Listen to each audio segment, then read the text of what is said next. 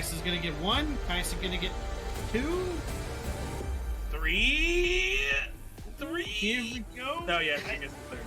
On the one, oh my goodness. Kaisa instantly deleted and able to return fire on his effects. However, Rise is by himself, and it is not looking good right now, boys. Rise.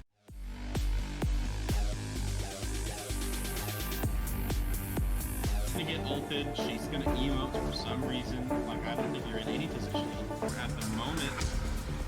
Flash Q ultimate from Volibear. However, Malphite's getting onto the backline, followed by Yasuo ultimate. He's looking for Misfortune now as he gets onto her and finds the double kill. Maybe it's gonna fall to Jan.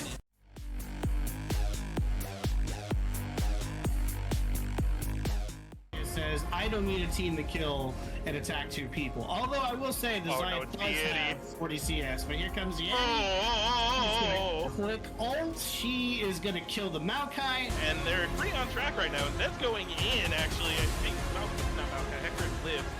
Will pick up this Maokai. And the Drake was stolen. And steals it.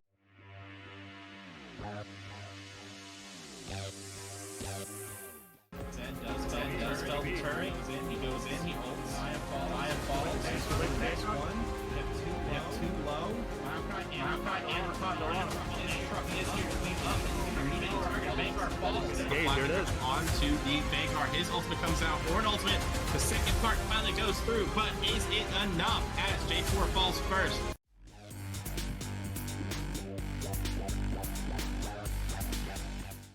And now we do have a fight. We have a three-man from Malphite ult. We have the Zyra rooting the Viego and the tree, and is going to take the double kill. And then we have the Poppy here, just not able to finish off. Teleport on top. Rel is already choked down really low. Mumu is on the run, and wow, look at that ult on top. However, the Aurelia is going to land a stun on the swing. Got exhausted. Just lazy.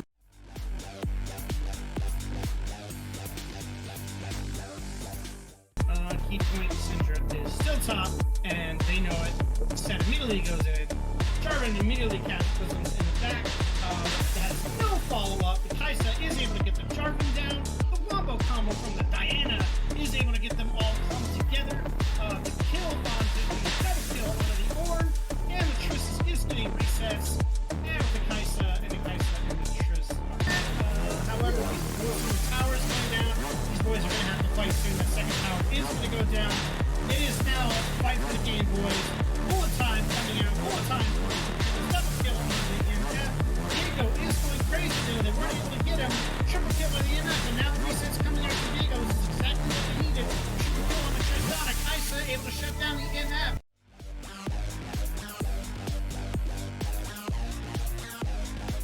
Is gonna go. They are catching Jarvan out of position. Jarvan flashes away. However, the bullet time comes out and just instantly collects the Kaisa, and the Zyra are gonna fall. The knockup on the 50%. Ornn at 50%. Ornn is going in. However, the Kaisa is going to pass. Up and Kaisa get deleted. Deleted by the Veigar. Malphite is running at this particular Veigar. However, he can't get any damage on him because his team is just getting so low. Box comes out. Q combo lands. Lucian is finally getting some damage in, but the Veigar is going to clean this up real quick.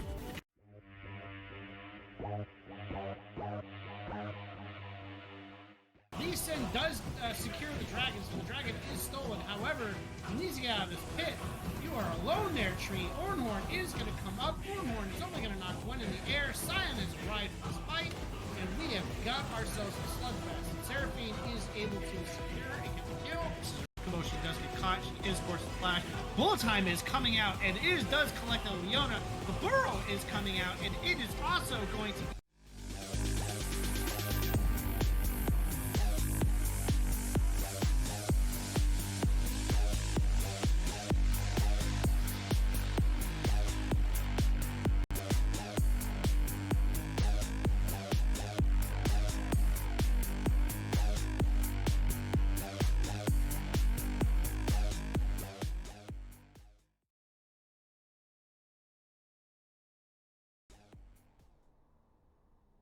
Oh my goodness. Ladies and gentlemen, we're here. Finals has arrived for IBS tonight. Ladies and gentlemen, LXT action. How you doing, Vish? I'm doing good. I'm stepping in to chat with you while we wait on our other caster to arrive at some point. So you'll have me until, he shows up.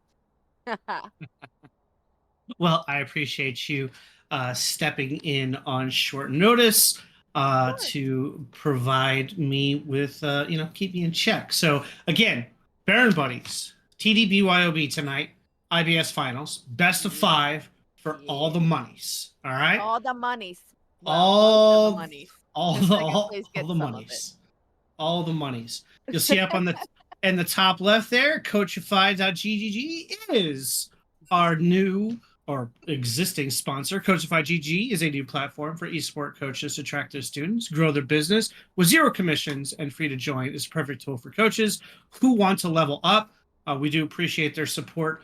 Hoping we're going to get one of their coaches on stream here next split, since we kind of missed out on this split. We're going to try for gold as well. We're going to try and get one of them on for gold because we still got 4 weeks of gold to go. That's right. Playoffs for them is just getting ramped up and started. But here tonight, the finals. So get into it. These teams were in lobby minutes ago, ready to go, ready to jump into action. They've actually been going back and forth and joking and having a good time for the past 2.5 hours in the lounge. So they've been ready to go for a while. Draft is ready to go. So the big question, these guys have played each other. We've seen both battling with big team comps. We've seen Crockpot going towards Zaya with Lathanor on the Malphite. We've seen Kuronami, I believe, playing the Annie one game, if memory serves me correctly, as well as a couple other champs, and then Beard and Ember, obviously everybody's favorite little pocket support there, Ember the Flame, who actually covered and was a caster for us. Yep, she did guest cast for us. So we shall get right into this draft as soon as they are ready to go. And I'm looking to see what they're gonna do. Are they gonna mix it up and keep these guys away from some of the familiar champ pools they've been playing, or are we gonna see more of the same? Keep some of the stuff, the Kanye out of the hands. Maybe ban the Zaya. Maybe get the pesky little MF off the table here.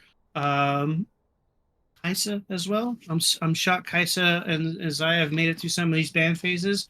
I kind of am interested to see if they're going to ban them out hard right and make this more of a Jinx versus Caitlyn, or maybe we'll see the return of maybe this Samira Nautilus combination. So I kind of have to see how this is going to get played out here. But draft is ready. These folks are ready to get started. So let's see what we got here for today. Exciting. Who are they banning first? Ooh, finals. Oh, we're getting an all guy. Woo! Hurry up, all guy. We're in draft.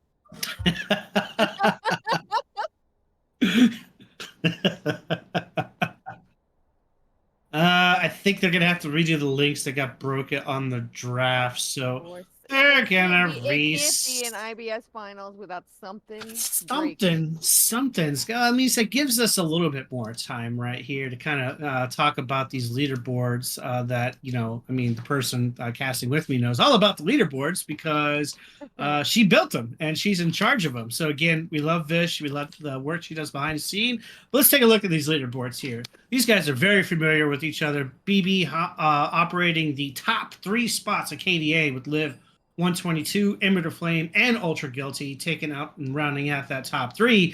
Beard behind them in fifth spot, and then Spawn of Hell actually in the 7th spot, and Zill in the 6th spot. So these guys operated a lot of the top spots in the KDA, as well as on the killer side, Crockpot, far and away the most kills of any competitor on the IBSC this split. 129 kills, his closest competitor. In this particular match, Spawn of Hell down there with 91, and in between them, occupying the 2nd spot is Ice Smurf on Zed with 113. So again, these guys love to fight. Crockpot has racked up a lot of kills, and then you have the big stats, right? The stats that everybody should really focus on, the helping hand stats, the stats of your support players. And Ember the Flame second, and Rex in third. So now we're back on to the car with the firing of the draft, and Ivern taking off the board, Maokai, Viger, and Syndra being taken off the board. The Scion is unfortunately not going to be allowed to be played this time. We saw what happened last time with the Scion on the board, and they've elected to say no, that's not happening again. Interestingly enough, they banned the Moo and leave the Malphite open. So keep your eyes on that Malphite pick coming back into play, and no ADCs banned out. So Not yet. probably gonna see Isaiah. Probably gonna see that MF maybe or the Kaisa. But no ADCs banned. They all make it through. We do see the Nautilus being the first pick. So will they allow the Samira combo to come through with this Nautilus, or are we gonna see that with the Kaisa? We do see the Zaya and the Rel coming out immediately. And now we have the Nautilus. Are we going to see that Samira that I was talking about previously coming out? Maybe a Samira with a Malphite to go along with this Nautilus. Let's see here. Let's see here. They're debating it. I would think so. I would think we're going to see the Samira with the Nautilus and then probably maybe the Malphite here, or maybe they're comfortable picking. Oh no, they actually do decide to go the Kaisa, which could be a mid flex, but I'm doubting it at this point. It probably is the Kaisa paired with the Nautilus, which we've kind of seen the Kaisa being highly prioritized by a lot of teams. It'll be interesting to see again the Malphite's there. The Victor, one of the big control mages, is on the table. With the Syndra ban, the Victor will work better. Obviously, you have the Aurelian Soul that you can play around the Victor on. You have the ability to pick the Ahri, although I'm not a big fan of the Ahri into the Victor matchup. And since they did ban the Viger and the Syndra, now you're kind of left with, well, usually what control mage you want to play into the Victor. You could play the Lysandra here as well. But they do opt into, it looks like, into the Ahri. I'm not a big fan of the Ahri. You have to kind of step in to land your charm, whereas Victor can set up his Q. At least she's not running against the Anivia this time. This is true. That's a little bit hard. A little bit harder to pick up. That was a harsh game. That was a harsh game. Not gonna lie. But now, we're gonna see more top bans here. We kind of put the priority on the bot lanes. We got the mid sorted. We are going to see the Ornn banned out. Not shocked at all. Probably would expect the Malphite ban as well to go with that Ornn. Maybe the Mundo or the Jax ban. We do see the Jax ban coming out, and then the Jarvan ban. So they do leave open again that Malphite. They're not scared of it at all this time. As well as leaving open the Mundo. So we do have the big boy tanks there. We do see the Zac coming out. And it'll be interesting to see. This leaves... So TDBYOB could kind of flex here and take the Kindred if they wanted to. But looks like they're going to go with a Poppy pick. Interesting. That Poppy might be flex for them. Maybe. Could be top, could be jungle. Oh, we haven't seen them pick their top yet, so it's possible.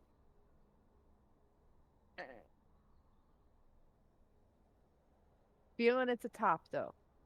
Feeling it's you feeling it's a top? Yeah, I'm feeling it's a top. All right. Well, we'll see. We'll see. I can see that. I can see that. Now, what does Baron Buddies round out the comp with here? They have the Initiate with the Rel and the Zac. I called it. It's my time now. I'm here now. All got here. Oh my God, it's a Poppy jungle. It is a Poppy. I told you it was a flex. Oh my God. Can't believe this. Yes, I've been here the whole time, everybody. Anyway, okay. It's a Poppy jungle. I am into this now. Okay. I was looking at this team, didn't know where it was going. Doesn't matter where it's going. Now we have a Poppy jungle. Okay, I don't care who Baron Buddies picks. That doesn't matter. Putting all my points on BYOB. This is great. I mean, I know a jungle player out there that plays a lot of Poppy jungle, and he could never win with it. So Lock No, it in. go back to Lock the it kill. in. Go back to the kill. Go back to the kill. Oh. There you go. Yeah, there we go. So we do see the That'll be a Cassante fight. fired off in return here. I was interested to see if maybe they would put a vein in there to really mess with that Poppy and Shin, but they just opt for the Cassante. So TDBYOB coming at you with a Nautilus Kaisa down bot, a Victor for the mid, a Shin, unless the Shin's going to be jungle, and we're all crazy.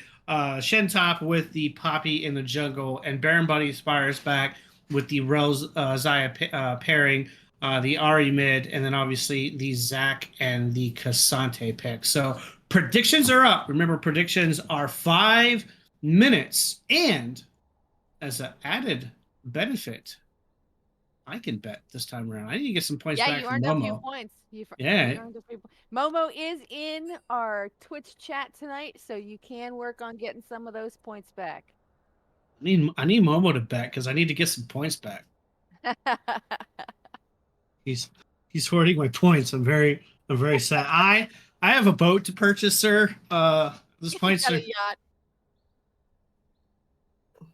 Hi. Hey, Augite. All right, hey, Augite is officially here, so I'm gonna go ahead and step out. You guys rock it tonight. Have a great finals. I will be here on stream. Pat. Thank you, Vish. Heart, love Thanks, you. Vish. See you.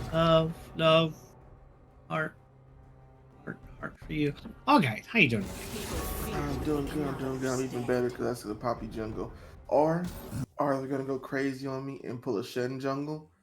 And if they do a Shen jungle, I promise you, I will eat a hat on stream. I don't own a hat because I was gonna say, do you even have any hats? Nah, fam, I like to keep my naps free. Okay. How's the warm weather we've been getting around these parts doing for you? Oh no, it's disrespectful as always. That brisk 107. Accidentally went out barefoot the other day. I got a burn on the bottom of my foot. That's a true fact. You paid for that one. I did too. I brought the trash out yesterday morning, and I was like, "Why is it so hot? It's 9:00 in the morning. It shouldn't be 100 degrees. Why are my feet on fire?" Oh yeah, man, it's terrible. I hate it. The good news is though, I haven't had to use my stove to cook for like 3 days. I realized that if I get the cast iron out and I just go into the stove, I can just cook eggs and shit, man. That's right. Just put the eggs right there, and let it go, and it'll cook themselves. It's all fine. It's all good. Yeah. That's what happens when you live in Texas, guys. So predictions. Click on the little prediction button there, Doki, and then you can gamble your points. Right now, TDBYOB only has a little bit of points spit on him in comparison to Baron Buddies. So everybody is flying high on Baron Buddies. Cowards and haters. I mean, they've been the big boys all season long. It doesn't matter. They did have faith in the Poppy jungle. Okay, listen. They did lose a game to CBT in the semifinals, but they haven't really lost, I believe, outside of that. So this. Oh, did they? I thought they dropped a game to CBT, but I guess not. So they have not dropped a game. Hold up! I just realized they're on 13-game winning streak. Nobody has been able to solve the riddle of the Baron Buddies. Of course, I'm just an innocent guy watching from the outside, but I might ban that Zaya at some point. I don't understand how the man who leads the lead in killing everybody doesn't get his Zaya, but then they let the other team steal the Zaya from him so he can play it. So I'm not understanding how both these teams are not banning Zaya and not banning Kaisa and put these ADCs a peg lower and make these ADCs work for their victory. Instead, these guys they pick on the tops, they pick on poor mids, and then they just let ADCs play whatever they want. You know what? I'm switching. I'm going to become an ADC main. I can play what I want. No one will ban me. This is nonsense. To be fair, if you pick and it be an ADC main, it's really a 50-50 chance if you're going to be useful. So, only 50-50. I mean, I'll take that. Soulkeeper will tell you I'm 50-50 to play mid at any level beyond suck. So I'll take those odds. 50-50. I'm saying in this season, in older seasons, you would have been like 70-40 if you were useful. You remember the times when just tops and mid laners were just the main damage and 80 carries were just there to be pretty? Tops still just do all the damage as tanks. It's ridiculous. Anyhow, these teams are set. Draft is ready. Agai and I are going to take a short break, and we will be back for game 1 of the LXC IBS finals. TDBYOB Baron Buddies. See you in a few. Jungle. Be jungle.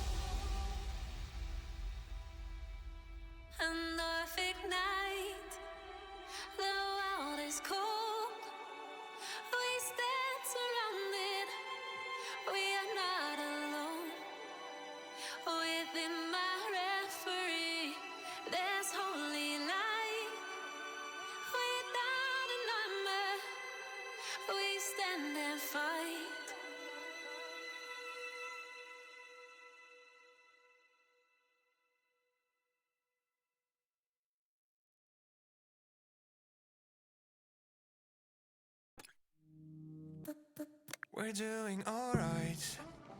When we are apart, we always do the same dance. Always on the fence, never making sense. I'm not gonna feel a thing tonight. I'm not gonna be the one tonight. Don't wanna hear anything that you say. Your love is a game that I don't wanna play. So don't say you need me when I walk away. So many words but they don't mean a thing. You blur the lines between love and obscene. So don't say you need me cause we're not a thing. We're not a thing.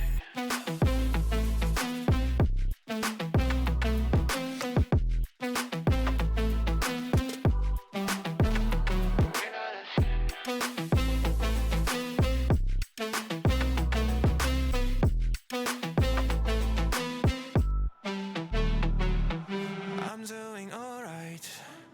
Since we are apart, you know it's always the heart first. Don't care if it hurts, you're making it worse. I'm not gonna feel a thing tonight. Not gonna feel a thing. I'm not gonna see your face tonight. Not gonna see your face. Don't wanna hear anything that you say. Your love is a game that I don't wanna play. So cry all you want, but I still walk away. Cry all you want, but I still walk away. So many words, but you don't mean a thing. You blur the lines between love and obscene. So don't say you love me, cause it's not a thing. It's not a thing.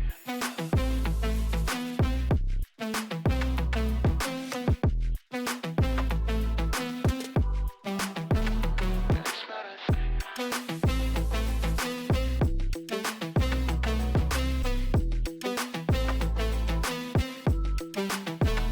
It's not a thing.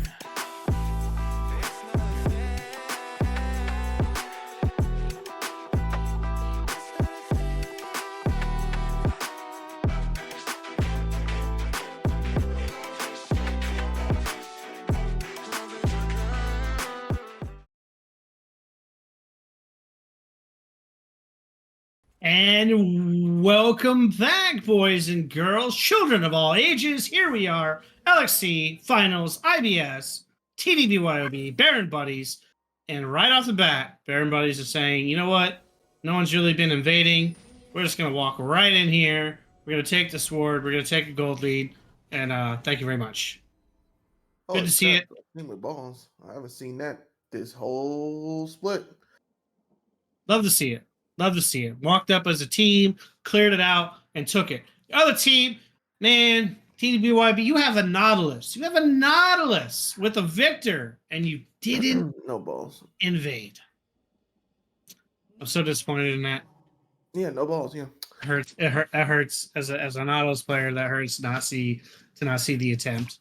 But you know, kudos to BB for going down there, clearing out the ward, and not being afraid to peek, even with a Nautilus on the table. So BB showing that it has a pair, and we'll have to see how that works out. So we are going to get a double bot start for our jungles to kick us off here, and away we go. Let's talk about, Augite, the choice from the Doran's Blade. You knew what was coming. Kaisa chooses the Doran's Blade.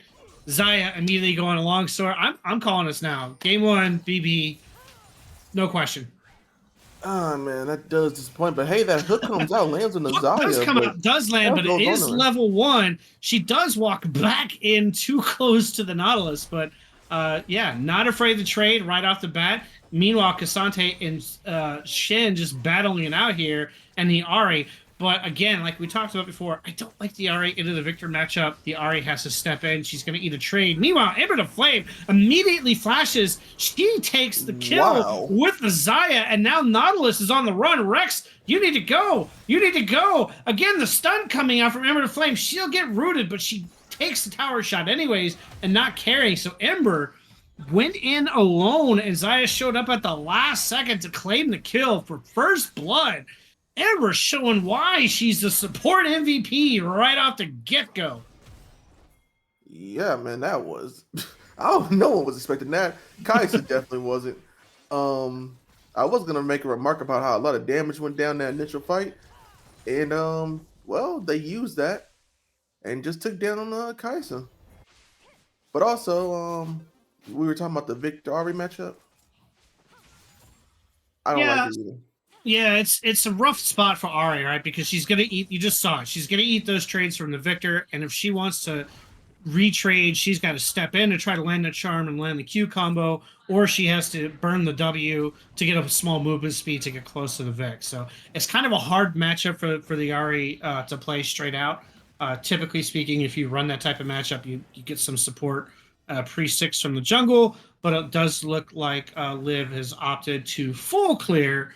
And maybe he might be looking top here, but lane condition does not support him trying this. So he is maybe going to hover for a second and see if Shen will push forward a little bit. Shen does taunt the Spawn of Hell, and here comes the Zac. Here comes the play. Lathanor flashing, trying to get away, eating a lot of damage. So Spawn of Hell baited it out, and it came... Now we have Ahri. She's on the run. She's going to land the charm combo this time on the Victor. Victor had to step in through the lane, so he is able to get the Ahri back into a state where she's got a little bit of lead. Meanwhile, Spawn of Hell and Lathanor, Spawn knows that the flash is down, so now he can play Punisher here if he wants to try to deny CS from the Shen, who's going to have to step in to get some. Yeah, that was weird play from Poppy there, in the mid lane.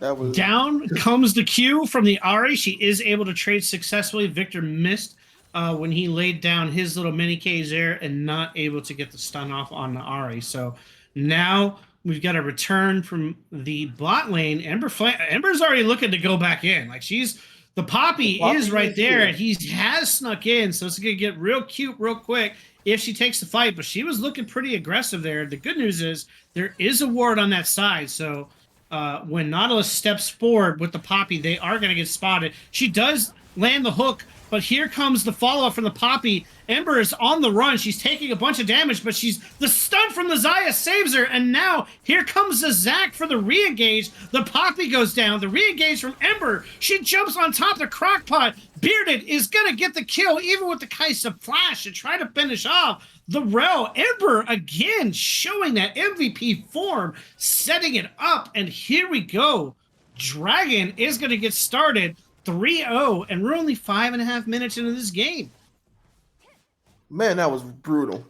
That was a brutal fight that BYOB started.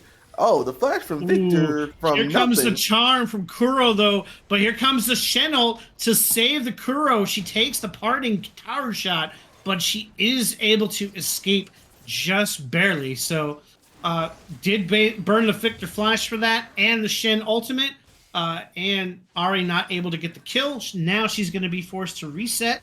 And Lemon will be able to reset as well here momentarily. Plus, first dragon secure. Do you feel like Victor flashed because Shen hit 6 and he was trying to press the go button? Victor was trying to... No, so I know what Victor was... He was trying to bait the Ahri, but Kuro didn't go for the bait and didn't use his W to attack. Else he would have taken an additional tower shot and would have died, so... that's kind of what happened there. Zero Hazard, to answer your question, I am Astroglider. I am joined by Augite, and that is your casters for this evening. Yeah, what's up, homie? Yeah, Shen Taunt missed, and then what's his name? Kanye 2. I guess Kanye 3. See, if anyone should be called Kanye, I feel like it's this one. Like, wow. So I don't understand you guys, but whatever, for y'all. No, Lil Nas, that's the one this is based off of. Oh man, you're killing me tonight, Dog. You're killing me. Wow, Zero, that is hateful. Cass is not an evil champ. Cass is a wonderful champ. You hold your filthy tongue. I mean, lore-wise, Cass is an evil champion. I mean, lore-wise, they're all evil champions. Like, who's good? Poppy? Lathanor, Spawn of Hell, going at it again. Zac? He is going to miss the combo. Here comes Poppy in the middle again with the Victor. The taunt comes out. Spawn of Hell returns, punts him back in. And now here comes the ultimate. Here comes the Zac on top. He's pulled back in. He can't get away. Liv claims a kill on Lathanor. Unfortunately, Lat thought he was going to get that one on Spawn, but turned around with the Zac showing up there at the last moment to say, no, you can't have this. That was brutal. Especially for Shen, because I imagine his screen was just everywhere with all that constant movement they had. He just got dragged one way, got ulted another way, got pulled another way. Zac showed up and said no. This is like Asante's bullshit, bro. He just constantly moves you everywhere. But yeah, man, Poppy was bot lane, but he decided to go jungle, so no more action down there for the time being, which is what I think BYOB want, because Ember has been cooking them in this lane. I don't think they want this fight. They're gonna play very safe right now. They know that the Xayah is already 2-0. The Zac actually snuck in and started the Herald and didn't get spotted. Poppy had the ability to rotate around, but he went down and did his lane, and there you go, a free Herald and Dragon. And BB setting a really hard pace here to start the game. 4-0 and kills, about a 3.5 to 4K gold lead. Victor saying, no, you can't teleport right there, Ahri. I still see you. Lands the Q and says, you stay with me, honey boo-boo. E. Did I use E? Laser's E, right? He used his E with the... Yes. Here comes the Poppy. And again, Xayah able to avoid the root combination from the Rex. So again, the Poppy shows up, but just not able to get anything down on this particular Xayah. Just not able to land any combinations. She uses her ultimate and is able to save herself. And frankly, again, I'm surprised Xayah is being allowed in these games. Her disengage has just been super strong for these folks. Spawn of Hell, Lathanar going back at it once again. Meanwhile, down bot, Also, Lathanar is going to punt him around. He does miss part of the combo. Meanwhile, Bearded is been caught out. Poppy is right here. Now they're going to town. The Rel is trying to keep him off. The Flash is coming. Poppy is going to claim the kill, and now Ember is in a tough spot. She's going to try to leap away from this. Nautilus is going to land a Q. The anchor is away, and a double kill going to Poppy. So here comes Zach. Are we going to see a suicide? The flash from Crockpot. The flash from Liv. He is going to get the kill onto the Kaisa, and now Poppy's got no mana. Ari's here. Here comes the ultimate. The charm is out. Ari says, thank you very much for coming to play with me, Zach. And the double kill goes over to the Zach. Wow. And Dragon is up in 10 seconds. Ooh, here we go. Finals are cooking, baby. 7-2. 4K gold lead. Second Dragon being started, and Baron Buddies is playing at a frantic pace. Zach is 4-0, and we're 11 minutes in.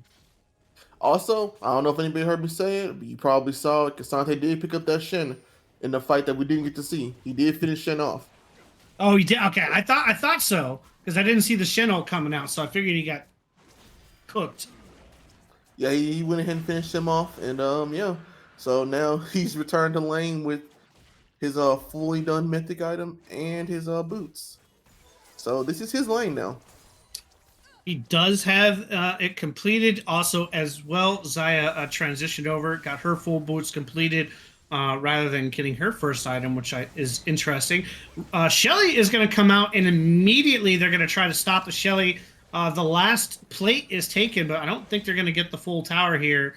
It is going to stay up momentarily. The Poppy and the Shen are coming and chasing Kuro. Kuro is trying to run for his life. Here comes the Zac, and rather than continue chasing, the charm is going to land on the Poppy, but Zac is caught out. I'm not certain I want to be giving this shutdown away. I might have let my Ahri die, but he does come. Now, here comes the Rel. Here comes Bearded. Zaya misses and dodges the combination. The ultimate is out, though, on... They are chasing this three-man. Bearded is caught out. He is going to get annihilated here. He went the wrong way, and Crockpot is able to claim that kill. So a little bit of a weird kind of odd no man's land there in the mid. Ahri got caught out. Ahri lives. Zac goes in to help. Zac dies. Zaya goes in to help. Zaya dies. What did we learn? Let your mid laner die when they're caught out. That's what we learned. I don't know why, like you said, I don't know why Zac gave up that shutdown for Ahri. Like, no offense there, but Zac would have definitely been the one to turn that fight around, not Ahri. Yeah. I mean, Ahri didn't have any mana or anything. I think Liv should have just let the Ahri die there and just walked away from it. But again, you know, they still got a lead. Just need to get back into control. Zaya does have the Krakens completed, and Ahri has opted for the Liandry's. Now, in this particular one, I'm not going to knock the Ahri. The Liandry's is a smarter play with the Shen and the Poppy and the Nautilus. So, yeah, I can understand not going Ludens. Makes perfect sense. Coral not able to get that last hit. Victor, this is kind of one of the strengths of Victor. Libin just gets to sit back here, land his E, and then the follow-up will take everything for him and clean up the waves. So Coral not able to complete that tower out, and the poke can get pretty crazy here. Meanwhile, Spawn of Hell does not care where his jungle's at. He's just going to pick a fight with Lathanar, and he's going to just punch him around. He's going to knock him around. Here we go. Lathanar is able to get at least a little bit of damage out this time, but Spawn of Hell is holding his abilities, waiting for the taunt. Now he ults him through the wall, and then Lathanar is going to follow, but Spawn of Hell follows him and says goodbye, and will claim the solo kill on this poor Shen, who's just getting bodied everywhere. I watched that happen, and I still don't understand how he ended up on the other side of that wall and all that bull. So that must be painful, man. That must be so painful. You just dragged him wherever you wanted him to go. Combination, the ultimate is out, but Kuro has to burn her ultimate in response to get away. She got dangerously close. She wanted to take out that turret. And ate the whole E combo and the ultimate for Victor in return. So a little bit of insanity there, trying to get that last attack. That would have been a kill. Oh yeah, that she definitely would have died there. But now Victor is returning. He's got his item. And now here's where Ari's got to play a little bit more safer because that Victor poke is going to get pretty crazy. She does land a charm, though. Lemon messes up. Oh, here comes a combo, and she is going to get caught, but Lemon had already blown his combo and didn't have enough to follow back up and get a second E landing with the Q onto the Ari. So now we're going to have to see maybe Kuro... Lemon messed up his combo there. See, she is going to get the tower this time. The Zac is behind her, and it does look like they are already roaming. Try to set up for Dragon. They've already doing the lane swap coming into play. Here comes Rel. Here comes the Nautilus, though, landing the combination. Kuro is caught out and forced to flash. But here comes Liv. Here comes Beard. Here comes the TP. And it's a party. Shin is showing up, but Shin is now caught up. Shin is going to go down for his team. Lathanor is not able to run away. The whole team waiting and holding to make sure that Xayah got that kill. And now Cassante is here. Nautilus, Rex, what are you doing? Now Rex has been caught out. He was in the wrong bench there. And Ember comes in with Kuro, and they collect the kill on the Nautilus. I don't know what Rex is thinking. That was not a push. You wanted to be teleporting back in, buddy. Listen, that's why you don't open shop before you finish teleporting back. That is why you don't open shop before you finish teleporting back. You are not lying there, sir. Third Dragon is going to be started. I don't think TDBYOB can go into this and pick a fight with Baron buddies. I think they're going to have to give this Dragon over. No, there's no. They jumped that pit. They're dead. Well, no, I mean it would be a steal, but Poppy's like, no, I'm not even gonna. I'm not gonna do it. The Hex Flash came out. We'll see the combination who's come. Spawn of Hell now realizes that he does not want a 3v1, and he realizes that he's not going to be able to get away fair. He was trying to delay. I don't know if he just thought it was just going to be Crockpot and Poppy, and he could fight that. Not exactly certain what was going through Cassante's mind there, but yeah, you don't 3v1 in the middle like that, sir. No, you don't. But to be real with you, he kind of almost smoothed his way out of there. He had to get smited for that kill to be confirmed. He almost smoothed his way out. And Nautilus could have ulted. He could have, but he didn't. So now they're kind of putting some pressure on Ari, I guess. They are moving towards the top lane. I don't know why. Ari is probably the safest person on this team next to Xayah. Well, I think they were trying to get early vision set up maybe for the Herald and thought maybe Ari stepped forward. But yeah, now they'll back off. Poppy is trying to come around to see if he can get in the position here. The Q does fall out. They do root, but the ultimate comes back out from the Xayah, not able to get anything accomplished other than getting the ultimate out from the Xayah. So once again, even with the Poppy there and the Nautilus and initial combo, Xayah just able to kind of avoid and negate most of the damage coming out. Also, Nautilus did insta cast the ultimate onto the rail, so that's down too. That is affirmative. We will see a 3 push while Zac continues to farm, and Poppy just kind of hovering here. So knowing this, I'm kind of shocked Zac hasn't kind of pushed over on the other side and see if he can steal stuff from the Poppy, but he's content here to just kind of complete his item. He does already have his Radiant Virtue. He does already have his Bammies done, going towards Sunfire. And we do see Ember has completed the Deadman's as well. So a couple of big items coming out now for this next fight. Kaisa opted obviously for the static build. She's going to get Nashor's next. Oh, I thought Rel had a Deadman's for a second. But that's the Bulwark. No, it was the Bulwark I was looking at. Not that, yeah. I thought she got a Deadman's for a second. I was like, that's a bold move there, Cotton. That would be pretty bold. Just run up and run up with a Deadman's. I got this. Hang on. Oh man. Hey, at least you could actually move around than in the unmounted form. This is true. This is true. You have some movement speed going, right? Yep. All right, so they've slowed it down considerably, and I'm not sure if that's because Baron Buddy's trying to respect BYOB or because they're trying to wait for the Kaisa to scale. I mean, at this point, you want Lemon scaling, you need Kaisa scaling. You know you're behind. You don't want to take fights, so if they're not going to push a fight, then by all means, just sit back and let Kaisa and Victor scale. Zach is going to go, but you do see what they were trying to do with the Poppy. Immediately is able to pop him into a wall there, and Zach misses. So that is the kind of what they're looking for, but they're already here. They're already looking for picks with Kuro on the charm to try to start this Baron, but they're not able to really get anything going yet, but they're posturing. They have the vision control down there now. They just need to wait and sit. They got to respect it and not go in. Oh, is he going to go? No, he opted not to. I thought maybe he might get crazy here, but again, they have the war control. They can push and pick a fight if they want, or they can just sit back and wait for BYOB make a mistake.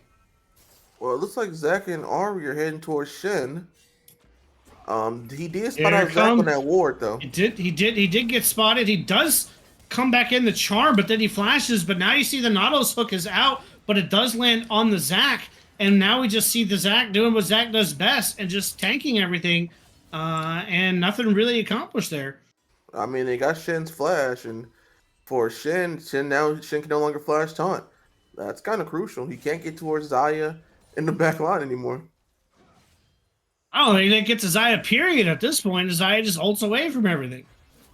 That's true, but it's got to be down to... I mean, she's got to use it at some point. I doubt she's going to wait just for the Shen taunt. I'm pretty sure she's going to try to dodge the not hook it if, Nautilus gets in here. We do see the posturing for this dragon. We do not see... So there's no deep ward here, so the Shin will have to ultimate in. Again, Zach is rejected by the Poppy, so you can see why they picked it. It is funny to see that interaction, but yeah, you have to really kind of play that mechanic really well. But here comes the Zach. Again, now Ember is in the middle of the rel. The damage is coming out to Zaya. They can't get to her on the backside. Here she comes. The stun is landing on the Nautilus. The Zaya is finally getting targeted. Poppy is on the run trying to get away. The Nautilus is going to anchor Spawn of Hell, but here comes Zach for the re-engage. Going to knock up Lemon Sap. Lemon Sap is caught out. He goes golden for a second, but he's going down. Down goes the BYOB show, and literally just hanging onto the skin of the teeth is Ember of the Flame. But now fourth dragon is started, and Ari and Zaya in the middle just pushing a tower over.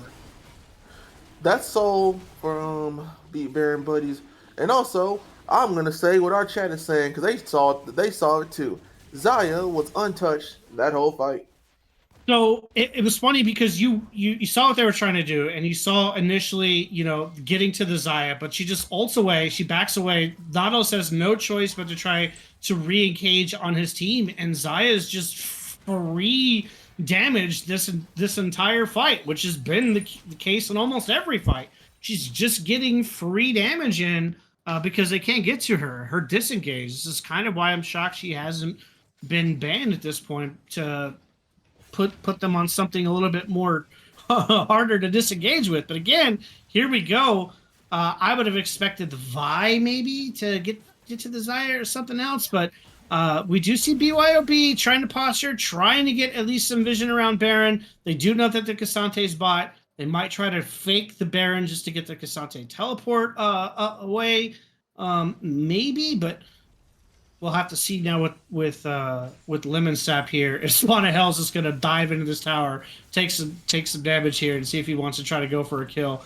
We do see Lemon blowing out his early use of his ability, and now Lemon Sap knows it. He's going to come in, but the tower shots are coming. The shield is out. The damage was almost there by Lemon Sap. Almost got it, but he couldn't quite finish the deal. Here he comes. Spawn of Hell goes back in and finishes off Lemon Sap. Lemon Sap wanted to land that one last E, and he stepped too close and paid the price for Spawn, saying thank you for trying to get close. And just like that, now we're going to get a reset, and maybe they're going to start this Baron?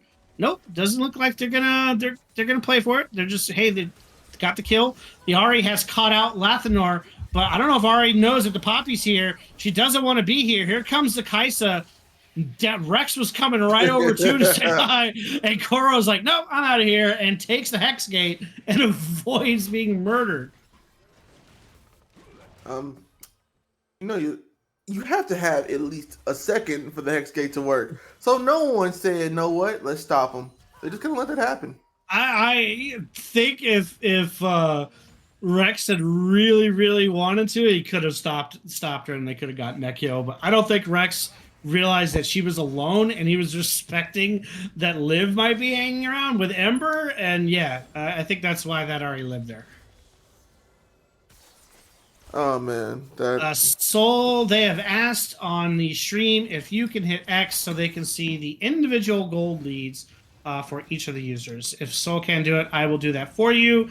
At this point, Cassante is up 7,900 to 5,700 for the Shin. The Poppy is behind the Zac by about 800 gold. So Kaisa's been farming more, so she's got a slight lead over the Xayah of 300 gold, and then obviously the Nautilus down about 300 to the Rel, and then mids about 800 gold advantage for Ahri. So logically here, this means that that Kaisa is as big a threat as Xayah. We have just not seen Kaisa have the opportunity. So the thing with the Kaisa build is the Kaisa opted for the static into the Nashor's build. So it's kind of a weird build at this point in time, and you really need that third or fourth item to kind of really get it to go off. So you kind of forego your mid game to try to play the long game. But I don't know if you're going to get to it. I don't know if you're getting to that at this point. We are seeing, man, Rest respecting that Ahri, like he had her, could have queued her at any point and didn't. The charm comes out, goes wide, the E comes out as well, and just going to, or the Q, and just gonna say hi to the Shen and back away here. So BB content, even with the 5k lead, even with the dragons, to just allow and slow play the game. They're not gonna force anything. They're not going to look for a big pick anywhere. They're just content to play around the Baron vision, see if they can get somebody to step forward, and yeah, just suffocating slowly but surely. Okay, so everybody is letting me know that AP. Did we watch this already? Again, we're seeing the same play again. What? Okay, hold on. Wait a minute. What happened there? No. Wait a minute. No, we rewinded. We're back before Soul. We're the third dragon. How did that happen on ours? I'll get it.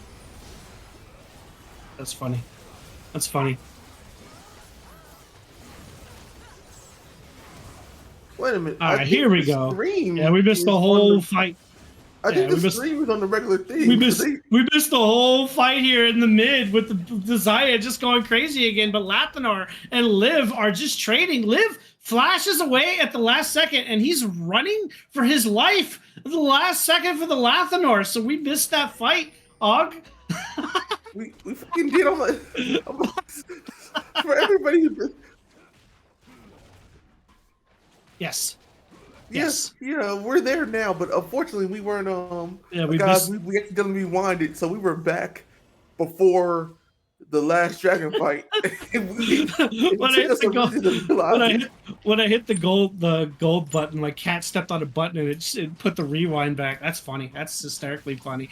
But no harm done there. 20-9 and kills. Still, the lead grows for BB. It's now almost 8k at the 20-minute mark, and again, the Ember is caught out in this pit. She dies at the last second, but Crockpot able to collect the kill. Meanwhile, Spawn of Hell is here. Here comes the return. Zac is going to get in this fight. Lathanor is in trouble. Xayah is here, but Xayah is being caught by the Rex this time. She is tanking back. Honey Badger is not able to get to the Xayah. Nobody is able to get to the Xayah. Down goes the Poppy. And my goodness, Xayah is just beast moding this game at this point. She just can't get to her. Rex was in her face, couldn't do anything. Poppy was in her face, couldn't do anything. And now Elder Dragon is started. There's nothing that they can do to stay on the Xayah for any amount of time. They played it so good that time. Rex was right there, got the anchor, got the ultimate, got the root. Poppy showed up, got her into the wall, but she's just able to get back and just sustain and just melting through everything. Meanwhile, on the other side, poor Kaisa, just the build path with what they're going to do. She can't get through these tanks. She can't avoid the damage. And now 30 minutes in, they're going for Baron. They got the Elder, they've got the Baron, and now they're going to recall, they're going to reset.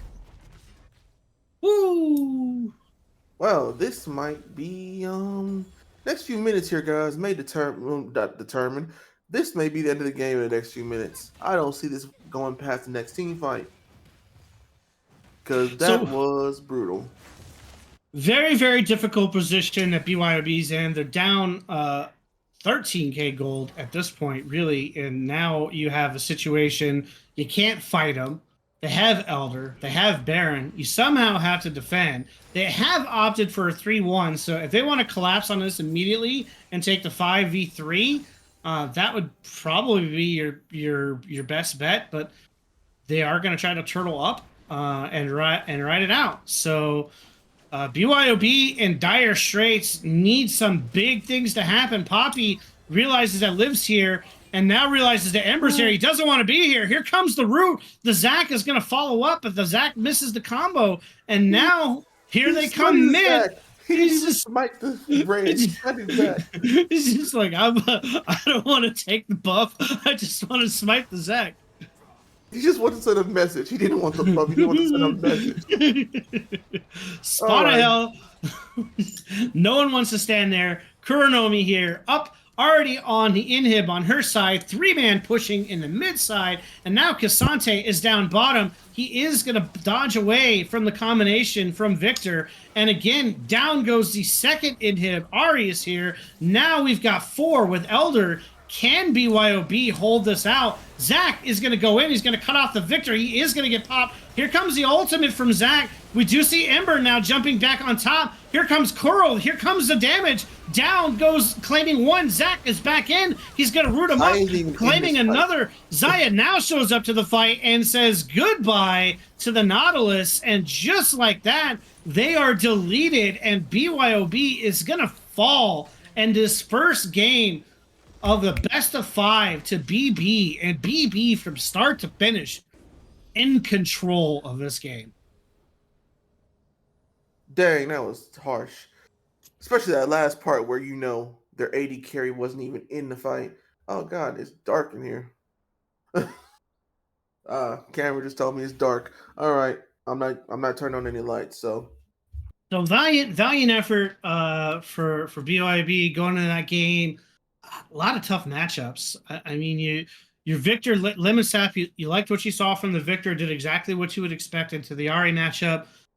The Poppy, it's such a weird. Yeah, it has a great interaction with the Zac for the engage, but outside of that, and then outside of the using the ultimate correctly, they really just didn't have a way to get to the Xayah and to deal with the damage that was coming out pretty much from everybody. I mean, Spawn of Hell, looking back at the damage numbers.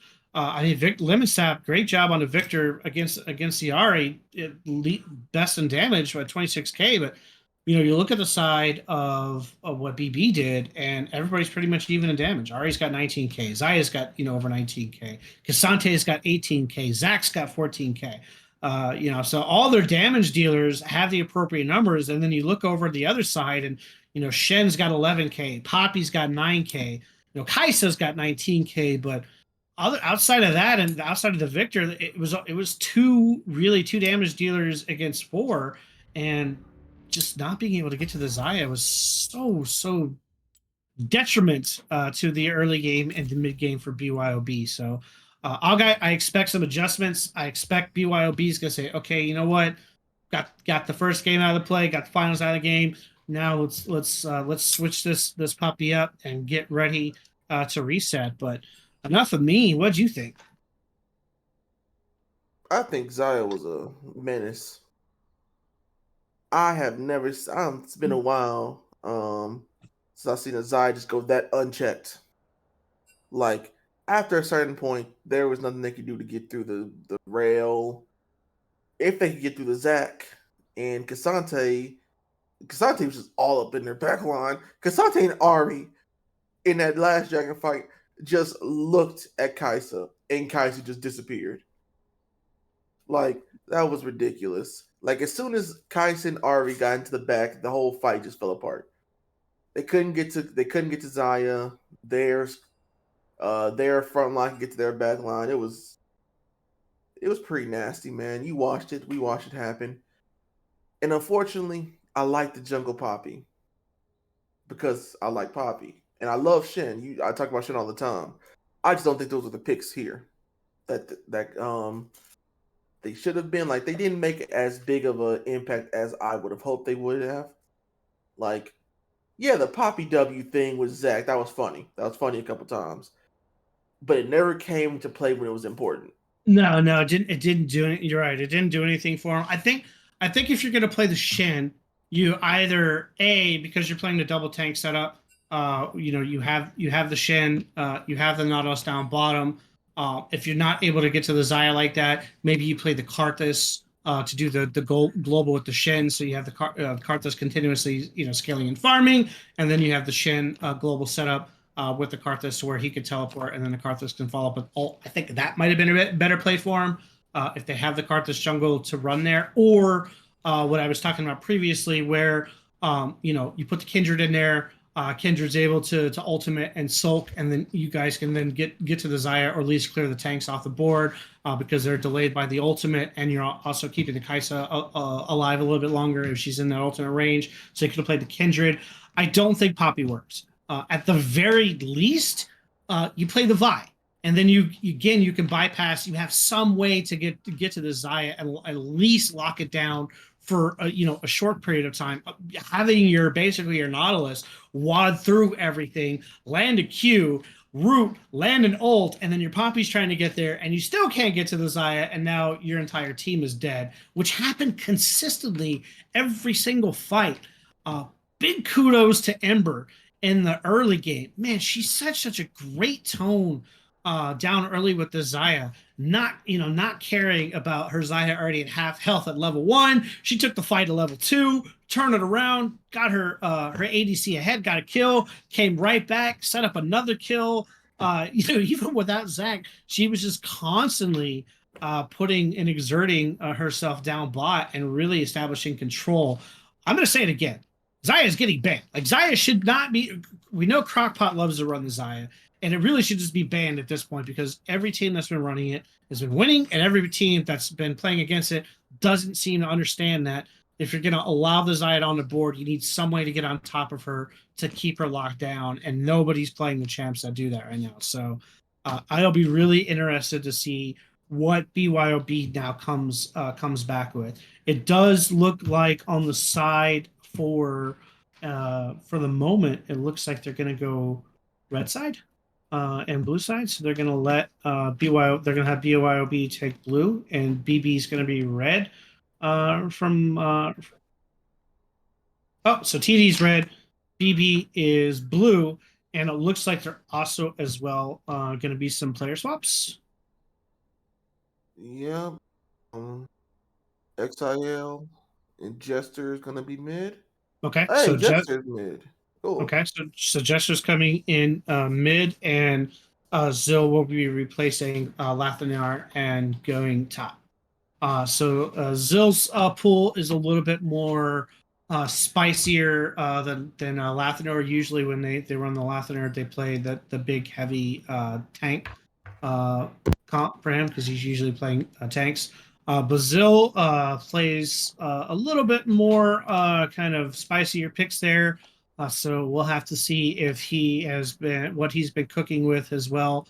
Or are they going to put the Zill? Because they can also do Zill as jungle, right? Who's taking the other spot there? Oh, it does look like they are going to send Zill top, and Honey's going to stay in the jungle. Okay, all right. So if they run that, then we're probably going to see. We can see Silas. We can see Akali. We can see the Jax, Graves. So yes, Zill's pull is a little bit different than Lathanar's pull is. Oh man, I'm not gonna lie. If we see an Akali in this game, I don't think we've seen Akali all split. Come to think of it, we've seen one Akali. Did we see one? Top lane Akali. They got picked to blow up the 80 carry, and they never got to do They never blew up the 80 carry. Yeah, you're right. All right, you're right. I remember that one now. That was and then the Akali build was like super weird. They took Night Harvester instead of Proto Belt. Yeah, I remember that one now. Yeah, that was a pretty brutal game for that Akali. It was. It was. It was. I think and there's a couple champs. Obviously I would like to see you know, Snake Lady. Where's the Snake Yeah, of Lady course, at? of course. Snake Lady could have been played into the Victor. I'm just saying, it already worked fine, but you could have played Cassiopeia into the Victor. That would have been a better pick. But you know what? I'm just a lowly cast player. What? Yeah, that's all. I mean, to be fair, the Ari pick was like pretty crucial here. Like that Ari pick was pretty clutch. I mean, The Ari was able the Ari to be got away with murder. Like she pushed up, she didn't get punished by the Nautilus, who was respecting where the Zac was coming from, and so didn't. But man, Kuro was playing with fire so many times, just like coming in and going all the way down bot, and then took his time there top, got caught out, and then just like walked away when Rex could have queued and anchored her down, and they could have killed her. So Kuro got away with murder on in a lot of those areas, just playing off the bank of the Zac. Of course, the Zac saved Kuro's life there in the mid, and Kuro got not only his jungle killed, but got his ADC killed, and lost some early tempo at the start of the game. But they were just trying to save their mid. yeah. You always gotta die for the mid laner. As someone who used to play mid lane, like you get just die for me. It's just better.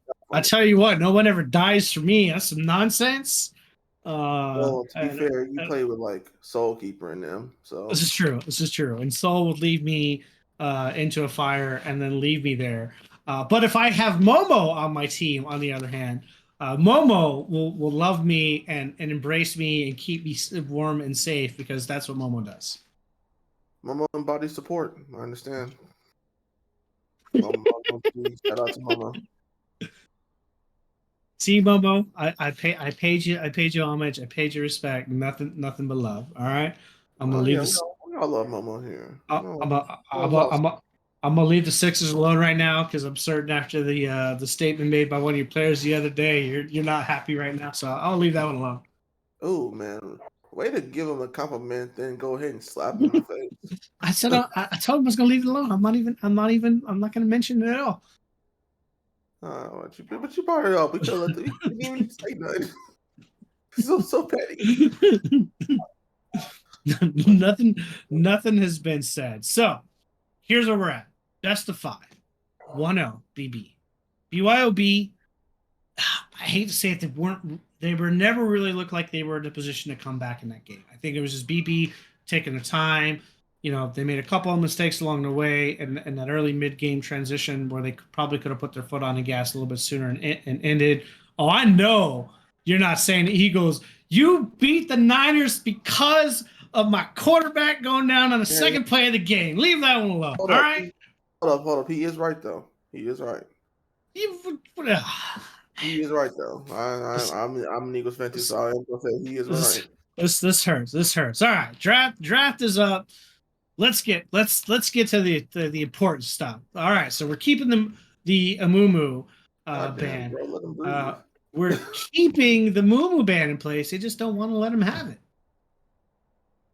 No, they shouldn't. No.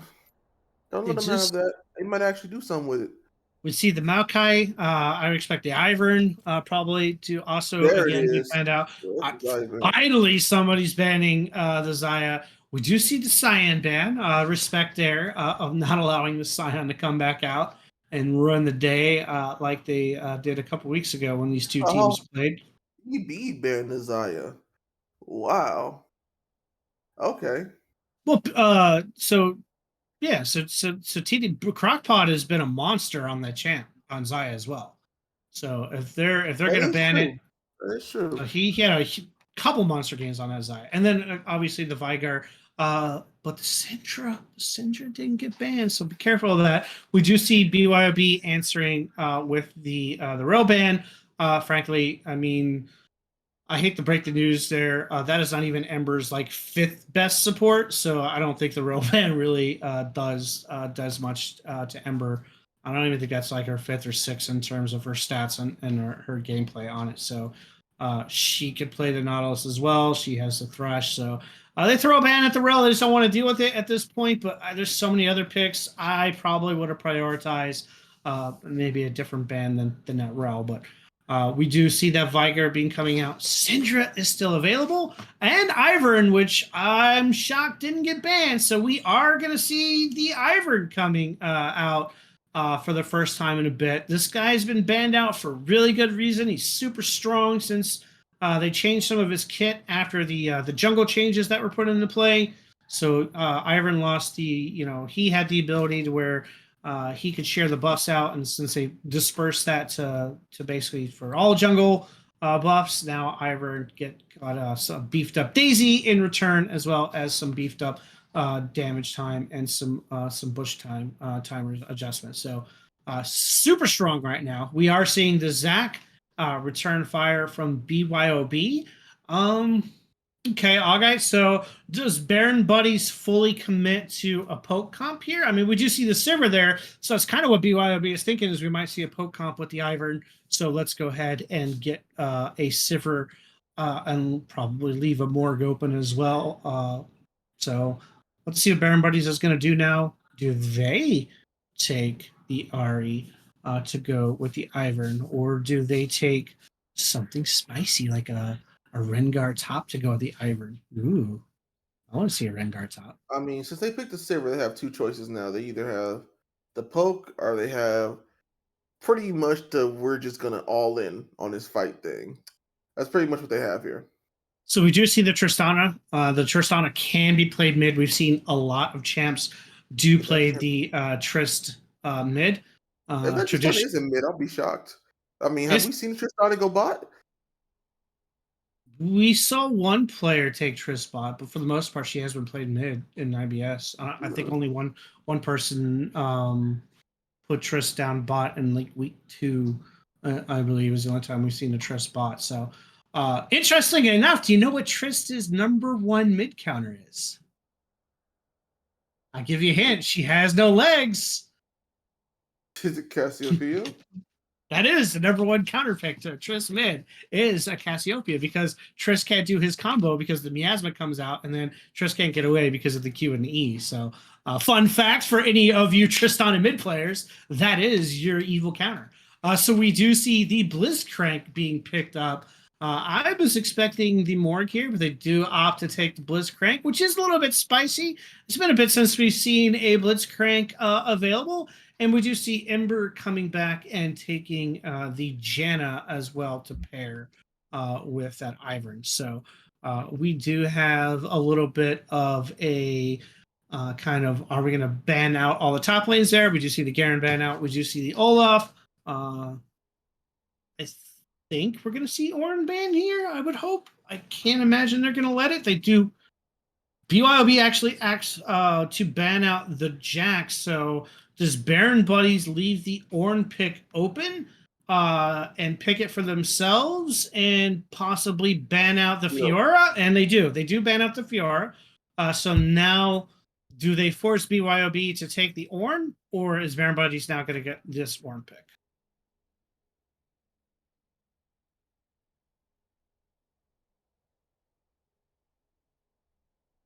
You said that. I thought it was going to be picked. It wasn't, so now I got to talk. Let's see. Well, what are the other options they have? So BYOB, I mean, they already have the Zac to go with the Blitzcrank. They could get spicy. They do. They take the Yasuo here. The problem with taking the Yasuo here is now your comp is hugely an AD comp, and now you're leaving open the Mundo to come in and laugh at this comp because they will or not be able to deal with it at any point post 12. You also leave the ability for the Urgot pick here as well. The Urgot can do a lot of damage here and get real beefy. But they say, shut your mouth. We are going to take a swing. Please pick Mundo. Please pick Mundo 2. Please. But they still have the Ornn. The Ornn is still available, and you know that with the Yasuo, BYOB will definitely take the Ornn pick if they let it, but Baron Buddies is content to pick the Cassante again. Nope, they want a brawl. They want this to be a fight. Okay. So the better question is that still Trist mid, or is that a Swain bot with the Janna? Or is that Swain mid? Well, I have this weird feeling that Swain is going to go wherever Yasuo is going. I don't know why. I have this weird feeling that Swain is going to go wherever Yasuo is going. If for some reason Yasuo was bottom, he's going bottom with him. He's just going to follow whatever lane he chooses. I don't think they would put the Saber mid. Well, it used to be the strike back in season 1. This is season 1, baby. We're not seeing Saber mid. All right. Let's bring it back. In fact, give her old animations again. Make her stand still when she uses her ultimate. Oh yeah, there you go. I don't miss those days at all. Yep. All right. So this is not what I was expecting. BYOB says, shut your mouth. We could take the Ornn, but instead we're going to take the Kale to go with the Yasuo and the Sivir. So BYOB is basically taken 3 champs that are saying, give us 40 minutes to win the game. Whereas Baron Buddies has a comp that says, give us 21 minutes and we can win this game. So stylistically, this is a very, very tough matchup for BYOB. They have all the late game in the world to end this game post 40 minutes. But how do you survive for 40 minutes against Baron Buddy's comp? The Ivern is going to put so much early pressure, Og. How does BYOB survive? I have no idea. I can't even... There's barely any wave clear. There's barely any CC. They have a Zac and a Blitzcrank. I mean, Kale's a minion before she hits level 16. Like, I don't know what to do here. Like, what do you do in this situation? They did this to themselves, by the way. They did this to themselves, and I don't know. This is a very, very interesting draft from BYOB. It's a comp that could win super hard 40 minutes, but the fact that Baron Buddies just has so much early game pressure and BYOB doesn't have an answer to that pressure. The Kale needs time to scale. This is Yasuo that we're talking about. He has to go at least 0-8 before he's useful to anybody. So, it's going to take him time to get to that 0-8 mark. We know Sivir needs 3 to 4 items before she gets to anything. So you're relying on Zac and Blitz to entirely make picks for your team against this combination. Now, Baron Buddies, they don't need to engage in a traditional sense because they have a lot of pick potential. And what do you do against it? You have the Ivern set up for the stun. You have the Janna Nado. You have the Swain pull. You have the Cassante, I'll punch you and grab you and move you all over the place. And then you have the Tristana that's just going to hop into things. So from a traditional standpoint, they don't need it because they have so much pick potential and there's got so much early game focus. Whereas BYOB is like, hey, Blitzcrank can pick something up and knock something around, and our Yasuo and Kale can murder it. But please allow us to get the 3 to 4 items before you fight us. So yeah, very, very interesting comp from TD BYOB. I don't think they're going to get to that 40-minute mark to scale. Baron Buddies is not shown us in any shape or form. I think their average game time is like 27 minutes. So half your comp isn't even online in 27 minutes. So very inner choice from TD BYOB, but I'm not a fan. No, I'm not a fan of this either. I have no idea. I don't think. I mean, the thing is, people we have a lot of arguments in chat right now. People are confused about why we're saying this isn't a good comp and everything. Like, for the side of BYOB, yes, they do have the damage. Like, they have damage. Don't get me wrong. They have the damage. They have 2 three of probably some of the highest damage champions in the game. Kale is a monster. We all know this. It level 16 with 3 or 4 items. And even then, Kale can get popped. Like, Kale can get popped very easily. It's a glass cannon for a reason.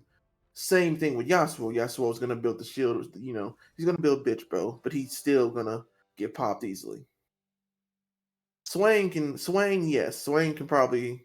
Can Swain outlast their damage? Probably. I'll be real with you. Probably. Swain's pretty broken. Well, yeah, I don't see. So you're gonna have to build heal cut, right?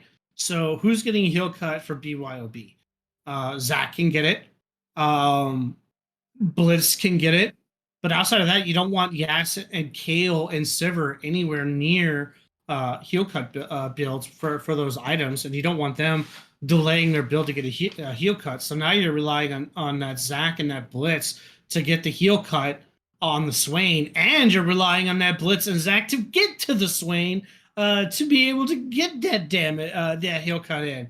So yeah, to me, if they were going to run this comp, you should have replaced the Kale with the Ornn or the Malphite to at least put the Malphite tank or the Ornn on a tank and just scale the Yasuo and the Sivir. But doing this as a 3-scale team, ooh, that is that's a rough go. So we're gonna have to see how this one plays out. Augite, I love it. We're here, game number 2. We're gonna take a small break, and we're gonna see what happens when we get to the Rift.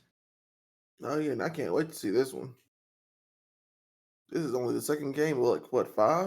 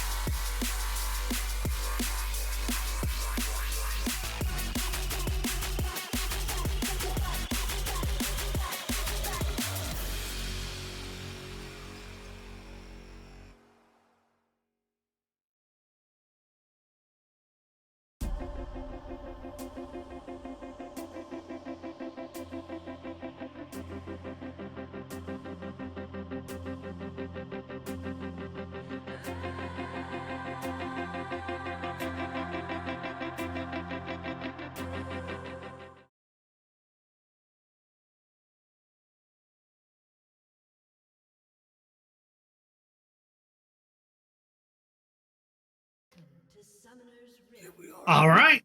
Welcome back, Og. Game number 2. They have a blitz. Are we going to see the invade? I better. Seriously. If this is the one champ they should definitely invade on, where are your...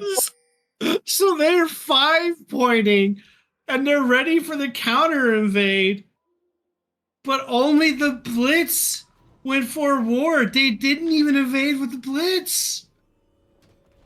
They lost. They're gonna lose. I don't care what anybody says. This isn't about team content, about anything. Itemization doesn't matter. They ain't got no balls. They lose. I mean, Baron Buddies really could have invaded too. They have an Ivern with the Swain, with the Triss for damage. They could have invaded as well, but it is what it is.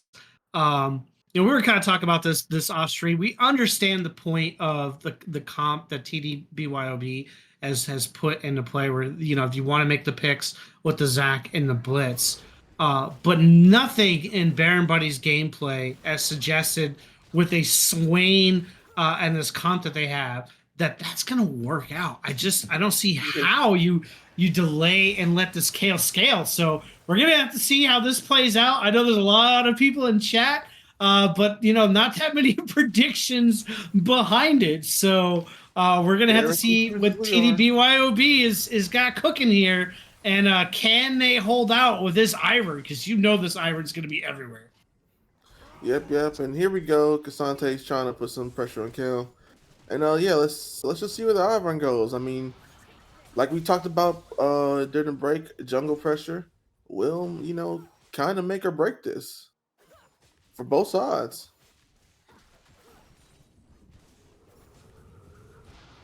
We do see the poke landing, and just like it's gonna poke every lane so far. Is really pushed in, daring this Zac to gank somewhere. You see bots already pushed up almost to tower. You see top is pushed up to tower. You do see he is going to land on Ember. Ember is forced to flash away, and we do see the exhaust come out. So Blitz does land a good little hook there, and gets somebody close, and they are able to get some damage and force a flash out of Ember. So we'll have to see if Zac can punish that, or if Rex can get another one set up here shortly. So, Rex might be feeling a little bit more confident here after he lands the first one, might try to get aggressive and push out a second one. But keep in mind, this is a Sivir. This is not an early ADC to really go with that Blitz. This is a Sivir we're talking about. She traditionally needs a lot of help. Meanwhile, chunked out already at 40% health is the Yasuo into the Swain matchup. And again, Yas has opted to take the Ignite. The Ember is caught out again, and this time she is able to land a W, and now Crockpot is running for his life. Beard is able to get a bunch of damage on the Crockpot, and now you're seeing the return fire. Yeah, they got Janna low, but in the meantime, here comes Spawn of Hell picking a fight with Zill, and now you have the True coming out. Kuro just going to walk away from the Zac here. I think he saw it coming. He's just going to walk away and continue to damage both of them. And here comes the Ivern on the side here. Is the Ivern going to try to get cheeky? You do see the Ivern going in the bush. He is going to try. Now you see Kuro moving forward. Liv has got the damage out. Here comes the hook from Kuro. Now Honey Badger is forced to flash away. And now Ryuki is going to eat a bunch of damage in return. So Ivern able to get a little bit cheeky play there in the mid, get a good flash out there from Honey, and more damage onto the Yasuo. Yeah, I mean, I'm not gonna lie, if that's an indicator of how these games are gonna go with the Zac and everything, I mean, BB may not have too much to worry about. Also, good job on Ivern being able to respond. Here comes Rex all the way running around. He was looking for Ember really deep there, but unable to find the Janna. And Ember just kind of walks away there. Meanwhile, Spawn continuing to chunk and hit. Finally, Crockpot lands that spell shield, gets a little bit of mana back, and here comes Rex. But he doesn't pull the Trist. No, he does not. I think he's trying to. Now he's going to get knocked up. He is going to get the jump, but he is going to far away. Here comes, meanwhile, Kuro. Ignite is out. The Yas does land his Q, and now Kuro's in trouble. First blood going over the Yas, and then the return back from the tower does get the kill back onto the Swain. So 1-for-1 trade. 1-for-1, and only reason that here we Swain go. lost that. Here we go. Ivern is waiting. Here comes the stun. Spawn of Hell. Shield is out. Now he's going to grip it, but KO gets 6. Here comes the ultimate. In return, though, Spawn able to get Kite around a little bit, and Liv finishes off the KO. And here we go. Spicy fight up top. Yep. Okay, great job. Kale almost got that kill in return, but I'm glad he did. Well, no, I shouldn't say I'm glad he didn't. I'm supposed to be unbiased. Excuse me. Wow. I mean, unfortunately, he didn't. Kuro is going at it with Ryuki, and Ryuki took a ton of damage there. We do see, though, Honey Badger, Crockpot, and Rex have started the dragon, but they are all under 50%, and here comes Swain to grab Rex and say hi. The ultimate is out. Crockpot, no mana, is on the run. The hook comes out from Rex to save his ADC, but down goes the Blitz, and now Ryuki is in trouble. He doesn't want to be next to the Swain. He would like to get out of here. Double kill to the Swain, and like we were talking about, how are you going to deal with this Swain? Double kill, going back over to the Swain. Rex sacrificing his life to keep the Sivir out of trouble. And then the Swain says, I'll collect you and you. Thank you very much. And that's going to be Dragon for BB too. So, yeah, that is not what BYOB wanted. They tried to sneak a Dragon, found a Swain. Spawn of Hell able to land the hook. Here comes the ultimate down to punch. Now he's on top of Zill, and down goes the Kale. Spawn of Hell soloing Zill, saying, welcome to the game, buddy. Just like we talked about, the early game pressure from the Ivern, from the Swain, 5-1, 1,400 gold lead over to the side of Baron Buddies. And this is where TDBYOB, you've got to hold out on your comp. You've got to give it time, but this early game is going to be rough. Yep, unfortunately, like we said, it doesn't look like Baron Buddies is going to sit back and just kind of let them build up their power, which is exactly what BYOB want. It's not going to happen. BB is showing them they are going to start these fights early, and it looks like they're taking them too. Now, we do see Blitzcrank just kind of sitting in the river. I think he's clearing wars. I don't think he's going to go for the Swain, because that would be, I believe, suicidal. Well, I mean, that's what you need the Blitz to do, right? You're going to need this Blitz to get around this map and try to get some pressure elsewhere. I mean, obviously, getting a pick on the Kuro right now and getting shutdown gold on the Yas would be great, but you got to get the Swain down. So Rex comes back to lane. He is still 5. Beard is 6. Ember is going to be 6 here momentarily. So do we see Beard pushing in? Doesn't look like it. Sivir does get 6. We do see Rex wide on the grab and just content to sit back here and let it go. But now here comes Ember, knowing that the Q is down, able to get some damage. Beard is just chunking down Sivir, and Sivir is forced to spell shield the Janna. And now, where's the Ivern going to go? Is he going to come down here, bot? We do see Beard just ignoring Rex altogether, not caring. He is going to get picked off, and then W. Here comes the W from the Janna, though, is able to get it, and now they're on the run. Meanwhile, Ryoki and Kuro going at it. Here comes the Zac with the ultimate. The Swain is almost going to kill this, but it does get shut down by the Yasuo. So really great gank. I was expecting the Ivern to show up somewhere, but the Ivern went and farmed, interestingly enough, and now the Ivern is showing on the top side, and now we're seeing them chase this Kale around. We do see Daisy out, but I think Liv made a mistake there. He could have roamed into mid and gotten Swain a double kill, but instead he pulled back to farm. Yeah, that was that wasn't the way. That was not the way to handle that one, unfortunately. Also, that Ignite is putting in the work for Yasuo. That's the only thing they've got right now. And now at the shutdown, at least he's got his grease completed. He does have Noom Quiver now. He is going to get his first item here shortly. But again, that's all they've got. They don't really have. We do see that Zach has adjusted. He did get the Bramble vest, so he does have the Grievous Wounds, the heal cut for Swain.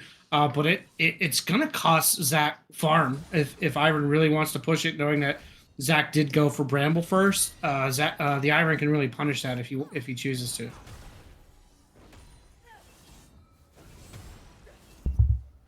So yeah, I mean,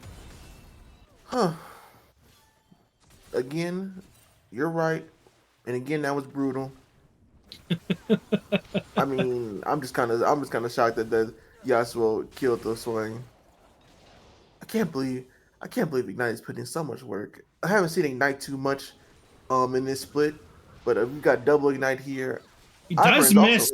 Beard is here. Here comes the Ivern. I think they knew this was coming, but we do see now Beard is on the chase. He's not carrying. He is going to leap in immediately. He doesn't care. The heal is out, but he doesn't care. Here comes the stun from the Ivern. Crockpot is lost out. Crockpot can't go anywhere. Liv is going to claim the kill, and Zach is here, but Zach does not want to spite. Meanwhile, up top, here comes Spawn of Hell. And in the middle, just fighting and trading across the board. Ooh, Ryoki is going to eat a tower damage for that. He tried to dive in, and he was trying to set up his combination. He missed. He got a little too close to the sun, and he took a little bit more damage than he wanted to there. So, again, Ivern showing up bot, able to get the kill onto, unfortunately, couldn't get the kill on the Beard. He had to take it himself, but, he'll take it. Meanwhile, Kuro is going to land his combination. Ultimate is out. Ryoki's on the run, and Ryuki is soloed by the Swain, and down goes the Yasuo.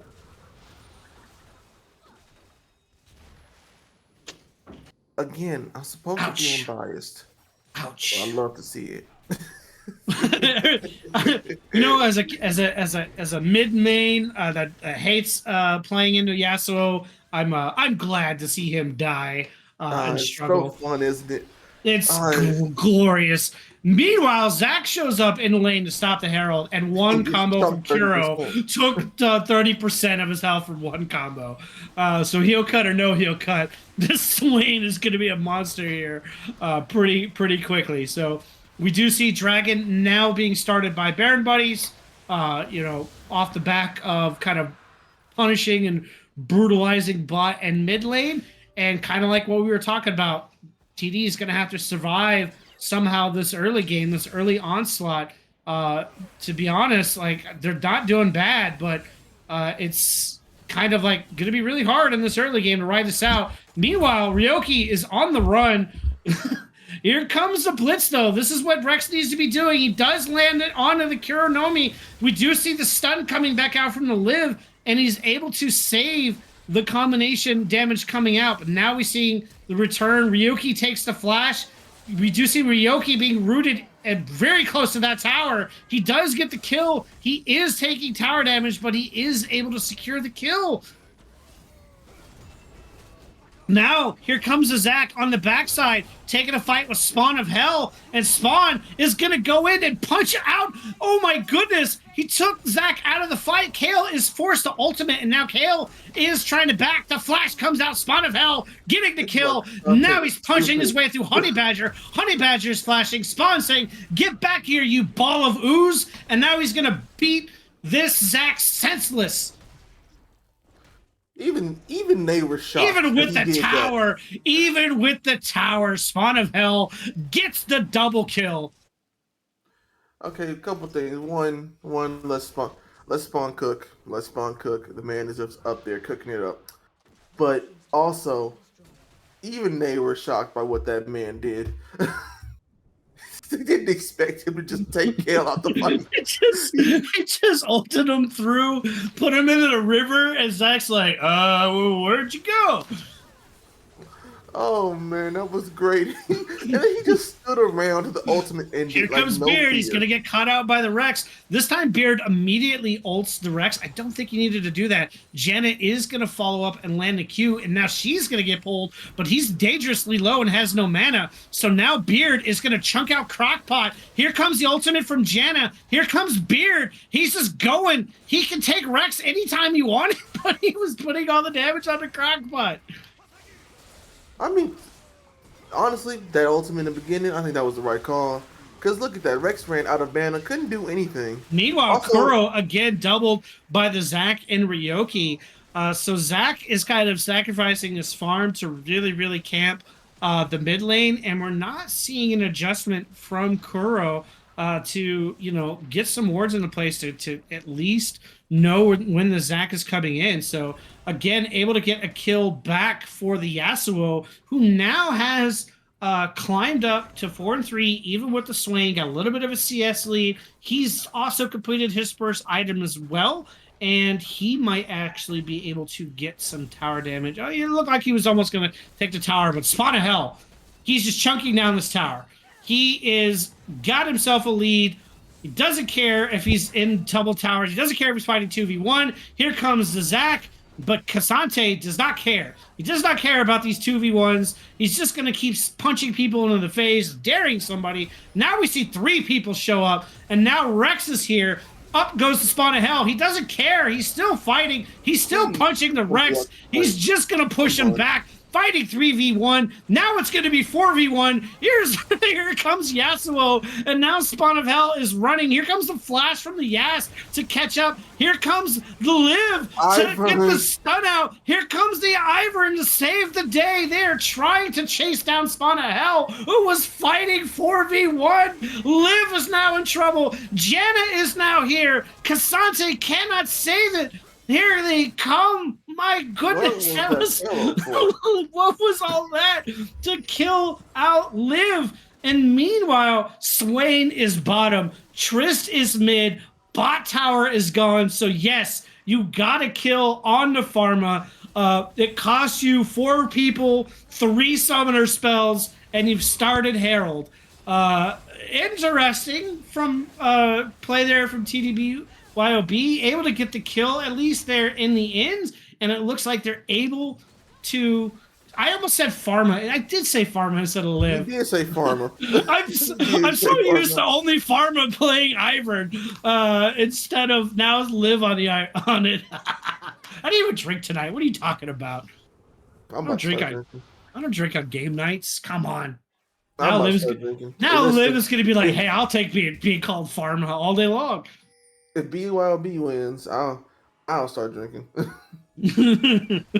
not gonna lie, this comp better not win. So we do see only a 2.5K gold lead, almost double the kills. But you know, the tower comparison, the dragon comparison has been the difference so far. You know, Ivern and Zac is matching Ivern's presence, so Honey Badger is matching Liv in terms of pure pressure. But again, the Swain, even with the ass, but it's a top. It's a difference. Rex is going to catch out Liv. Liv is now running for his life. The ultimate coming up from Beard is going to save him. Janna ultimate is out. Croc is going to get the kill. Honey Badger's on the run. Spawn of Hell is here to say hello. He's now chasing through the jungle looking for somebody. Yasuo is going to land, but here they come. Kuro still chasing the Ryoki. Not done yet. Meanwhile, on down bottom, the Zac is trying to get out. Kuro is going to call out Ryoki. Yasuo is in trouble. Spawn of Hell is here to punch him over the wall, ult him, and kill him. And now Honey Badger is being forced to run for his life while they're doing this dragon. And Kale is mid. Kale is just taking the mid tower. Kale is mid, just doing Kale things while they take this dragon. They do have Herald, too. So they do have the Herald. They do manage to, looks like, at least get 1 tower, maybe 2. The Zac didn't drop the Herald. No, he didn't. Kuro was called out into the tower. He weaved it through, and now we're going to see Kuro jump over the wall. Blitz is going to get the kill, and down goes the tower in mid. Herald going to be safe for top. Yo, Ignite is the MVP of this game for BYOB. Jesus. I mean, again, Ignite just kind of gave him that kill. I'll be honest. I think Ignite is the best player on their team right now. Kuro like overstayed his welcome by far, trying to get an extra 2 hits on that tower. Now we see Spawn of Hell. I think what happened was he wasn't confident he could flash that thick wall, and he tried to get as close to it as possible. Well, he got caught out with the 2 in the tower with the Rex when he got pulled, when he should have just backed off. He had way time to back off. He's like, no, I'm going to stay here and try to get this tower. We do see Croc alone bot, and this is not a good idea for Croc to be a lone bot. Here comes the Ivern. We're going to have to see that comes out. Here comes Daisy. We do see Crockpot. We do see the stun coming out, which is going to get the flash out from Croc. So Sivir does get out, but he did ult and flash for that. And meanwhile, on the other side of the fence, Ember just casually landing more nados. Yep. All right, so I guess we should look at itemization, because item-wise, item-wise is kind of what you would expect. Triss has opted for the static build. Casante's already got Gargoyles, and Frostborn's completed. Ivern is already got his Imperial Mandate with Shirelia's. Swain has already got his Leandries. We will see Spawn of Hell start this fight. Versus 3, not carrying. But now Ryuki is in a whole bunch of trouble, and he's just going to dumpster the ass. And now Kale is caught out, and Zill's got nowhere to go, and that's a double kill, and they're right by Baron. And they know that they've got 2 down, and Swain has that Sivir occupied. We're seeing the words come out. We're seeing the Baron be started. So double kill again. Spawn of Hell is a monster. He's waiting. Here comes Rex. Spawn of Hell is saying, hello, let me punch you to death as well. And I'm not certain Rex wants to pull this Spawn of Hell over to him, because that's not going to end well for Rex. So he's going to wisely walk away. We're going to see the Zac start making his way over to the Swain. They are going to concede this 22-minute Baron over to the side of BB. And like we talk about, BB, the early game pressure, trying to force fights, trying to push tempo, not let BYOB farm for 40 minutes, and now they've got Baron. So we're going to see Liv. He's going to go and claim his camps real quick here, and then he's going to back off, and then we should see a 4-1 push. Or maybe a 3-1-1, but I would expect a 4-1. Cassante is 6-0. Cassante is 6-0. He has more farm than any of the 80 carries on the other team, and nobody wants to fight him. Yeah, I'm gonna be real with you. I thought we would be seeing this type of number from the Swain. Don't get me wrong, Swain has been a menace. Well, they camped him a lot. Like, Zac did go mid like 4 times to get 2 kills for his Yas on the Swain. So Swain has been heavily camped. Noise. He had, even with that, Swain was a menace. Swain has still been a menace. Like, let's not ignore the fact that Swain could probably still 30% that Zac. So why they're farming? They farm jungle, which when they have the Baron, it's just kind of weird. Instead of pushing with the Baron, they opted to farm and not do a 3-1-1. I don't know where Ivern's going. I'm not certain they know where Ivern's going. I think what they saw was, they saw them like warding up their jungle. And I think they're just trying to counter work, because again, this is a pit comp, and the worst thing that can happen as a pit comp is you have absolutely no vision. So I think that's just what they're trying to make sure they don't have vision, so they can just walk up and Bliss can catch that lucky pool, you know? Because they're still losing towers, though. Spawn of Hell could have taken that tower. He lets the scenes do the work, and then he's going to turn around. Meanwhile, Zac in the middle is going to pop down. Here comes the teleport out from the Swain. I don't know if the Yas is going to be able to stop it. And now we have 4 in the mid. Crockpot is almost dead. Kuronomi is pushing forward. He doesn't care. Honey Badger is here to try to stop him. Rex is going to knock him up into the air, into the tower. He's going golden for the time being, and now he's caught out by this tower. Barry is trying to get to him. Here comes the Zac, though. He is going to die, though, to the Kale. But meanwhile, down bot, they've started Dragon. Yeah, yeah. This was all an elaborate ruse to get the soul. That's what this was. Sacrifice Swain for the good of the group. I So mean, he has been their punching bag they for they the. So just let them have him. They'll be happy, and they can get a whole dragon out of it. not exactly. I know where Liv was going, but they had Baron. They had a 3-1. He went to Dragon while they still were pushing mid, and then Oh no, I Kuro don't got. agree with the choices either. I don't understand that particular part of it. They could have just stayed mid, pushed, got the tower, and then walked together to get the dragon and gotten the same effect, and probably not lost your Swain in the process. So an interesting play from Baron Buddies. It's still awesome. They do have their own soul direct point, so they got juicy coming their way. If they want, Ember's waiting right here. If this Blitz walks any closer, they're gonna catch him, but they did not opt to push any further. So again, 25 minutes in the game, 4.7 gold lead. Your Yasuo is not 0-8. He's actually 4-5, thanks to Zach basically spoon feeding him 4 kills. The Kale is 2-4, and the Sivir is 0-2. So your big carries, they still need a lot of work. They still need a lot of farm, but to their credit, Yas has got a 40 CS lead over the Swain.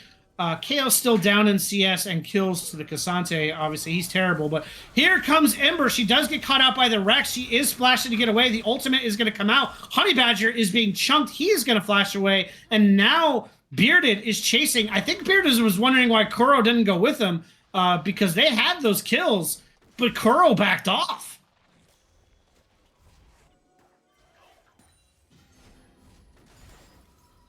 I'm so confused by that play right there. Bearded, they saved the Janna. Bearded went in. Kuro walked away when Bearded had 2 under 50%, when they could have just killed and gotten a double kill. So very interesting. BB is playing very safe. They're playing very methodical, very safe. They're not taking any chances other than Kuro going absolutely ham there earlier and getting called out mid. But for the most part, everything they're doing is very deliberate, very safe, rotating around. Spawn of Hell is going to start the spite onto the Yas. He doesn't care. He is going to kill this Yas if he's not careful. The Rex does land a really good Q, but now caught out. Bearded able to delete him. Here comes the Zac, but the Zac wisely cancels, and the fight is on. Yas is already chunked out a lot and does not want to be in the spite. The tower is going to fall here momentarily. The damage is out. They're still just kind of waiting for their creeps. They're not pushing. They're content to just let their health bars just sink lower and lower. And now the Kale is on the backside trying to get to Ember. Spawn of Hell is going to pull and yank Zill out. Now Kale's in trouble. He's been ulted. Zill is trying to flash and get out of the spite, but Bearded is in the back just chunking him down. Gets the double kill. Sivir is out for a party. She's fixing to get killed. Ember able to claim the kill. Now they're killing this Zac. Honey Badger is going to fall down here in a second. Beard does take too many tower shots and is killed by the Zac. And the Zac is able to live. They did not get the damage. They were waiting for it. But they will finally return fire. And Rex is now on his own here, just waiting. He is caught out by Kuro, and Kuro's going to land a damage combo, but cannot continue because he's eating tower damages. But here come the ticking time bomb. The towers are falling. The timers are not there yet. The inhibs are going to go down. The Nexus is being claimed, and it looks like this is going to be game 2 going over to Baron Buddies in 28 minutes and 53 seconds. We're not getting a 40-minute game. We're not seeing Kale and Yas scale. Good game, boys. That's 28 minutes to add. That was what, 28 minutes, 56 seconds? What did I say? Tell chat what I said during intermission. What did I say? You called it. You said there was no way this game was gonna go into 30 minutes. I said this game was gonna go to 27 to 29 minutes, and the game was gonna be over, and I got to 20. I give it to you. You called it. I mean, dang. Listen though, who didn't, except for everybody, see this coming? I mean, who didn't see this coming? So let's talk about this in real talk. We knew what TDBYOB wanted to do, but what indication with the team that BB had built was ever going to allow for that type of game to occur? And now I'm looking at the damage. Cassante, 21k damage. Swain, 13k damage. Trist, 20k damage. Over on the other side, Sivir, 11k damage. Yasuo, 11k damage. Kale, 12k damage. They didn't have enough to keep them at bay and allow them to scale.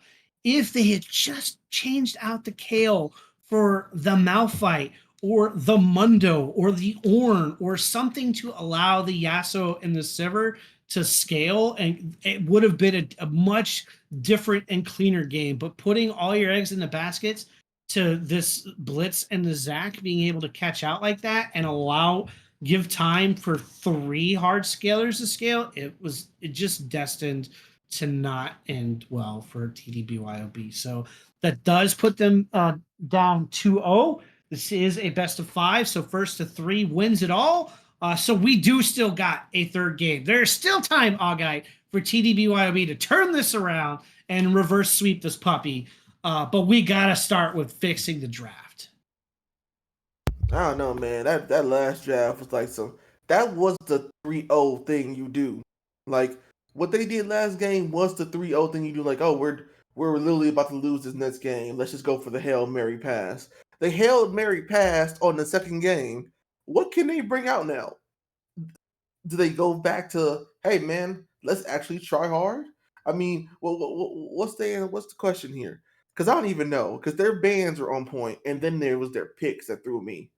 I think if you just put Zill on the Mundo or the Malphite or the Ornn, I think you could have scaled this game. Like, if you look at the early game, BB was very methodical. They had a 2k gold lead pretty much from the start, but it was only 2k. It wasn't like it was 5 and exponentially, growing to 6k, 8, 10k gold lead. Like, it stayed consistent. They were 2.5k gold. They were 3.5k gold because, the Yasuo was farming. He was able to get some shutdowns. You did have the Sivir who, unfortunately didn't have the kills that they needed to have, but at least she was present. She was there.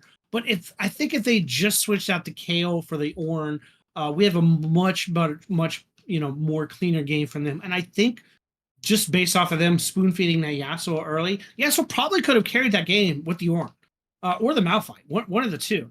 But I think looking now at they don't have an answer for Cassante. Like, both games, absolutely, he has taken control of top lane, and he's already bullied both top laners. Like, he's already bullied Lathanar, and now he's bullied Zill on this Cassante. So if you're going to allow that to continue, you don't have an answer for it, or are you going to ban this out and put him on something else because they have not had an answer at all. On the other side of I would replace the Rel ban with the Cassante ban. Like, Ember playing the Rel is scary, but that's like we talked about before. It's not even Ember's 5th best support. So I would much rather them say, okay, let's take him off the Cassante, which we can't even 2v1 at this point, and try something different.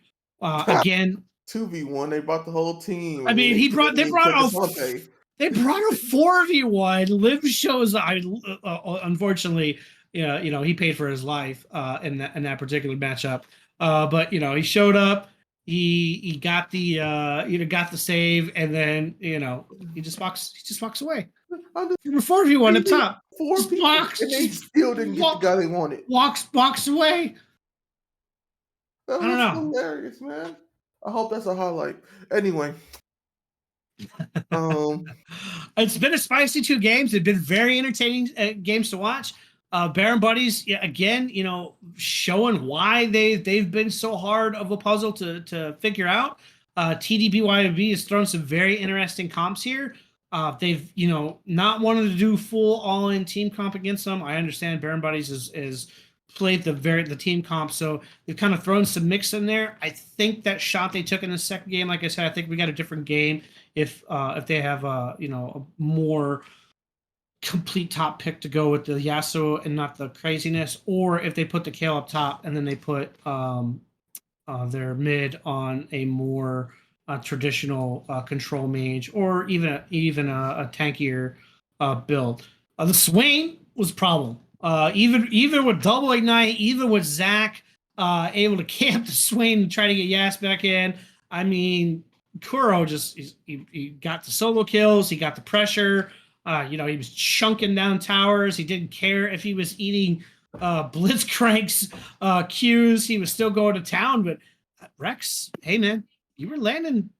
You played the blitz pretty well. I mean, you didn't miss. You didn't whiff a lot. You got to give it to. I think you said about that lane. He missed. He did not miss often. He was landing his hooks at will, pretty much. Shout out to him. I mean, so if they had got some more help, they probably would have ran that lane. So these boys and girls ain't messing around. They're not taking any break. They've already got draft lobby set. They are ready to go and get ready for this third game.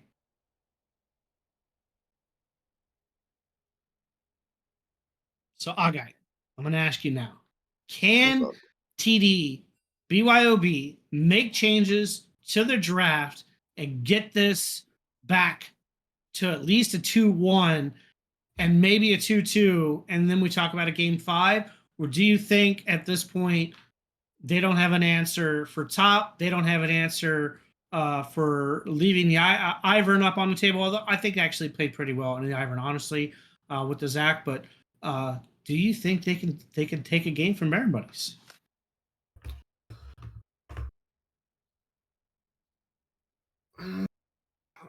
No, I do not, man.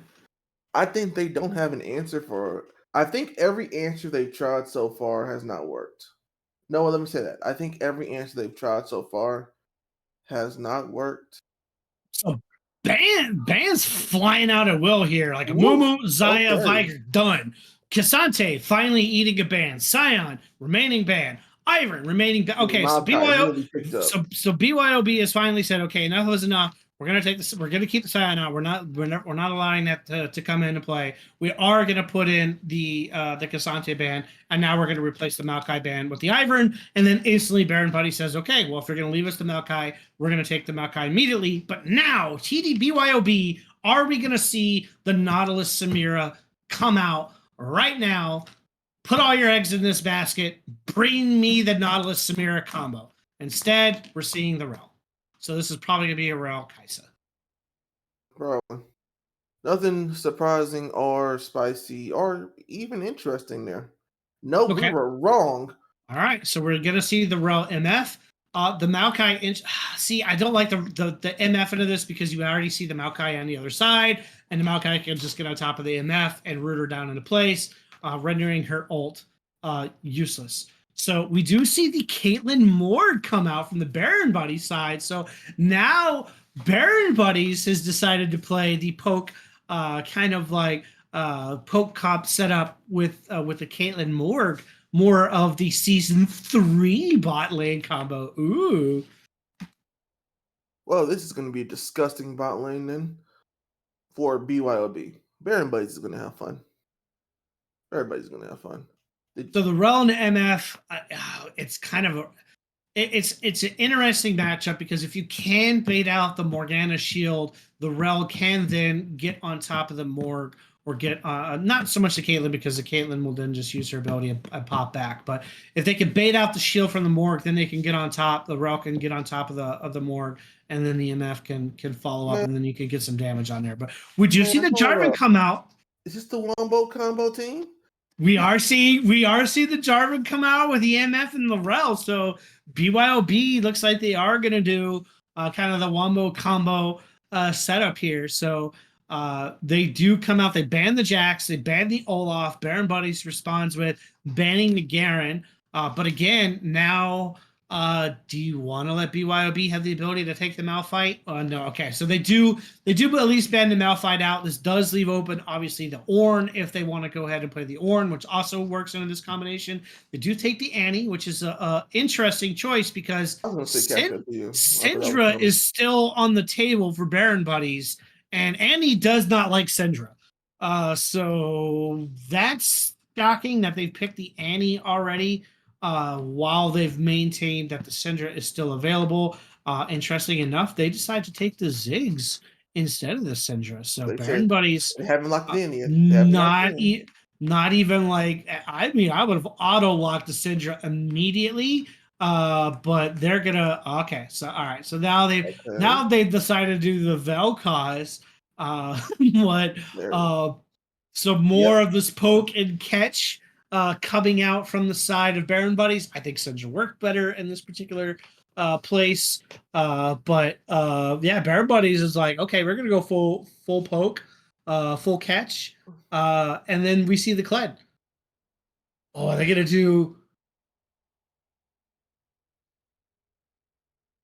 I mean, I think you do the Kled here, or you've okay. So wow, they're No, fully committing no. to poke. Okay. I'm about to say no way. It's because they think to take the Jace or the Tron. The Kled. I think you take the Kled. I think you take the Kled here. Kled makes a lot of sense here. You have a go button. You can catch up. It has to be clear there. Okay, Yeah, good. It's yeah, clear. yeah. It's taking the Kled. I'm about to say maybe the Jace. BYOB. Okay, I was gonna say you have the ability to take the Fiora here for the outplay. This sets up beautifully for a Fiora here. If the Fiora, so the thing about the Fiora is it's already a spicy matchup into the Kled, but she can actually win that matchup if she gets a little of a camp. But Fiora absolutely has the ability to take control of this game and kill the entire Baron Buddies team if she lands her combinations and her parry right, because she will delete that Vel'Koz, that Morg, and that Caitlyn. So this is a very, very spicy pick coming out of TDBYOB. They have the Wombo combo, and then they have the Fiora, who can really, really cause damage if she gets ahead in this game. Meanwhile, on the side of Baron Buddies, they have this wonderful kind of pick poke combination with the Caitlyn, the Morgan, the Velk, and then you have the Maokai and the Kled. They can have go buttons and have ways to get into this fight to get to this misfortune. So I like Baron Buddy's comp here more from just a traditional pick and poke. But man, BYOB putting all their chips in. They got some spicy selections here. Fiora can be huge feast in this game if she gets a lead. And then you have the Wombo combo set up from the Rel, the Jarvan, and the Annie with the misfortune. So this is going to be fireworks all over the place. If this Fiora can get a lead onto the Baron Buddy squad, if she gets a little bit of a lead, she could run Baron Buddies over. So I'll be really interested to see where Maokai and Jarvan start. But what do you feel about this game, Og? I think this game, I'm excited for this one. I think that BYOB has picked a better team comp than definitely last game. I think the Fiora is very feast or famine, but and I think the Annie was an interesting pick. But hey, so far it's looking good. On the side of Baron Buddies, again, I do think the Vel'Koz. Okay, so I'm gonna be real with you. It was they were choosing between Vel'Koz and who else was it? Ziggs. They had the Ziggs, but the Syndra really the call here should have been the Syndra. The Syndra not only fit into their comp, but directly plays counter into the Jarvan and the Rel, because they try to dive in. Syndra uses her ability, she stuns them, and then she follows up with the ultimate before they can land their combo. So I'm kind of shocked that they opted into the Vel'Koz instead of the Syndra. I think the Syndra would have been the better pick here. But the Vel'Koz obviously fits into the poke, has the catch potential. The problem with the Vel'Koz in this particular setup is there are so many ways to turn her ult off if the Rel jumps on top of her. The Annie holds her stun. Obviously the Fiora, and then the flag and drag from Jarvan. So really you're putting Kuro in a position where Kuro makes a misplay at any point, and this Vel'Koz is dead, like just completely. Like if there's no ifs, ands, or buts about it. Like Kuro has to play this to find angles. like perfectly. These angles. Yeah. So, but yeah. Besides that, I also like the Kled too, because one thing that most people forget with the poke comp is It's, unfortunately, at some point, they're gonna poking them, and they're gonna want to just fight you. You're gonna have to fight at some point, even with a poke comp. You just can't, drop their HP and then let them go back and keep doing it again. You won't get anywhere. So they have to what? More jungle Vel'Koz mid. No, man, that'd be silly. But Doki think we're backing on season 2 as well, putting a Morg in the jungle with the Velk support. That would have been crazy. Now this is good. This is definitely going to be a Velk mid with a Mark bottom there. yeah, Doki, you going crazy there, sir. But yeah, I yeah. think The Kled was I think that's a good call. The problem is unfortunately you blind pick the Kled. They picked the Fiora.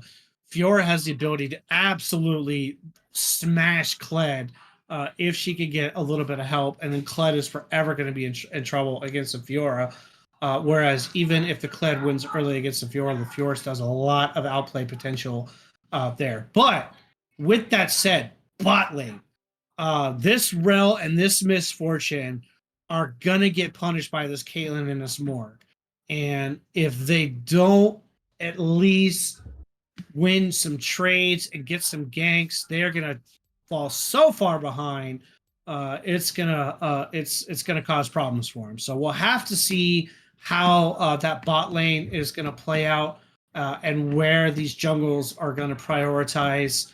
I know where I would prioritize if I was jungle for BYOB. Obviously, we need to get the Fiora ahead early and then put the game in the hands of Zill to carry this game on the Fiora. Versus if I'm on Bear Buddy's side, we already know what's happened when you've given the lead to top.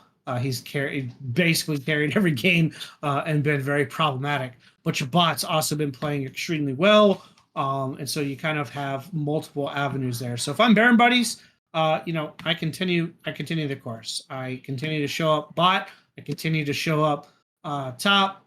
Kind of leave my mid alone. Let my mid do his thing. Koro really hasn't need a lot of help anyways. He's been able to go even with getting camped a few times and getting a bunch of kills on the Yasuo, able to go even. So this is going to be spicy. Predictions are closed. We're going to take a break, and we're going to come right back for this game 3. Yep, be back.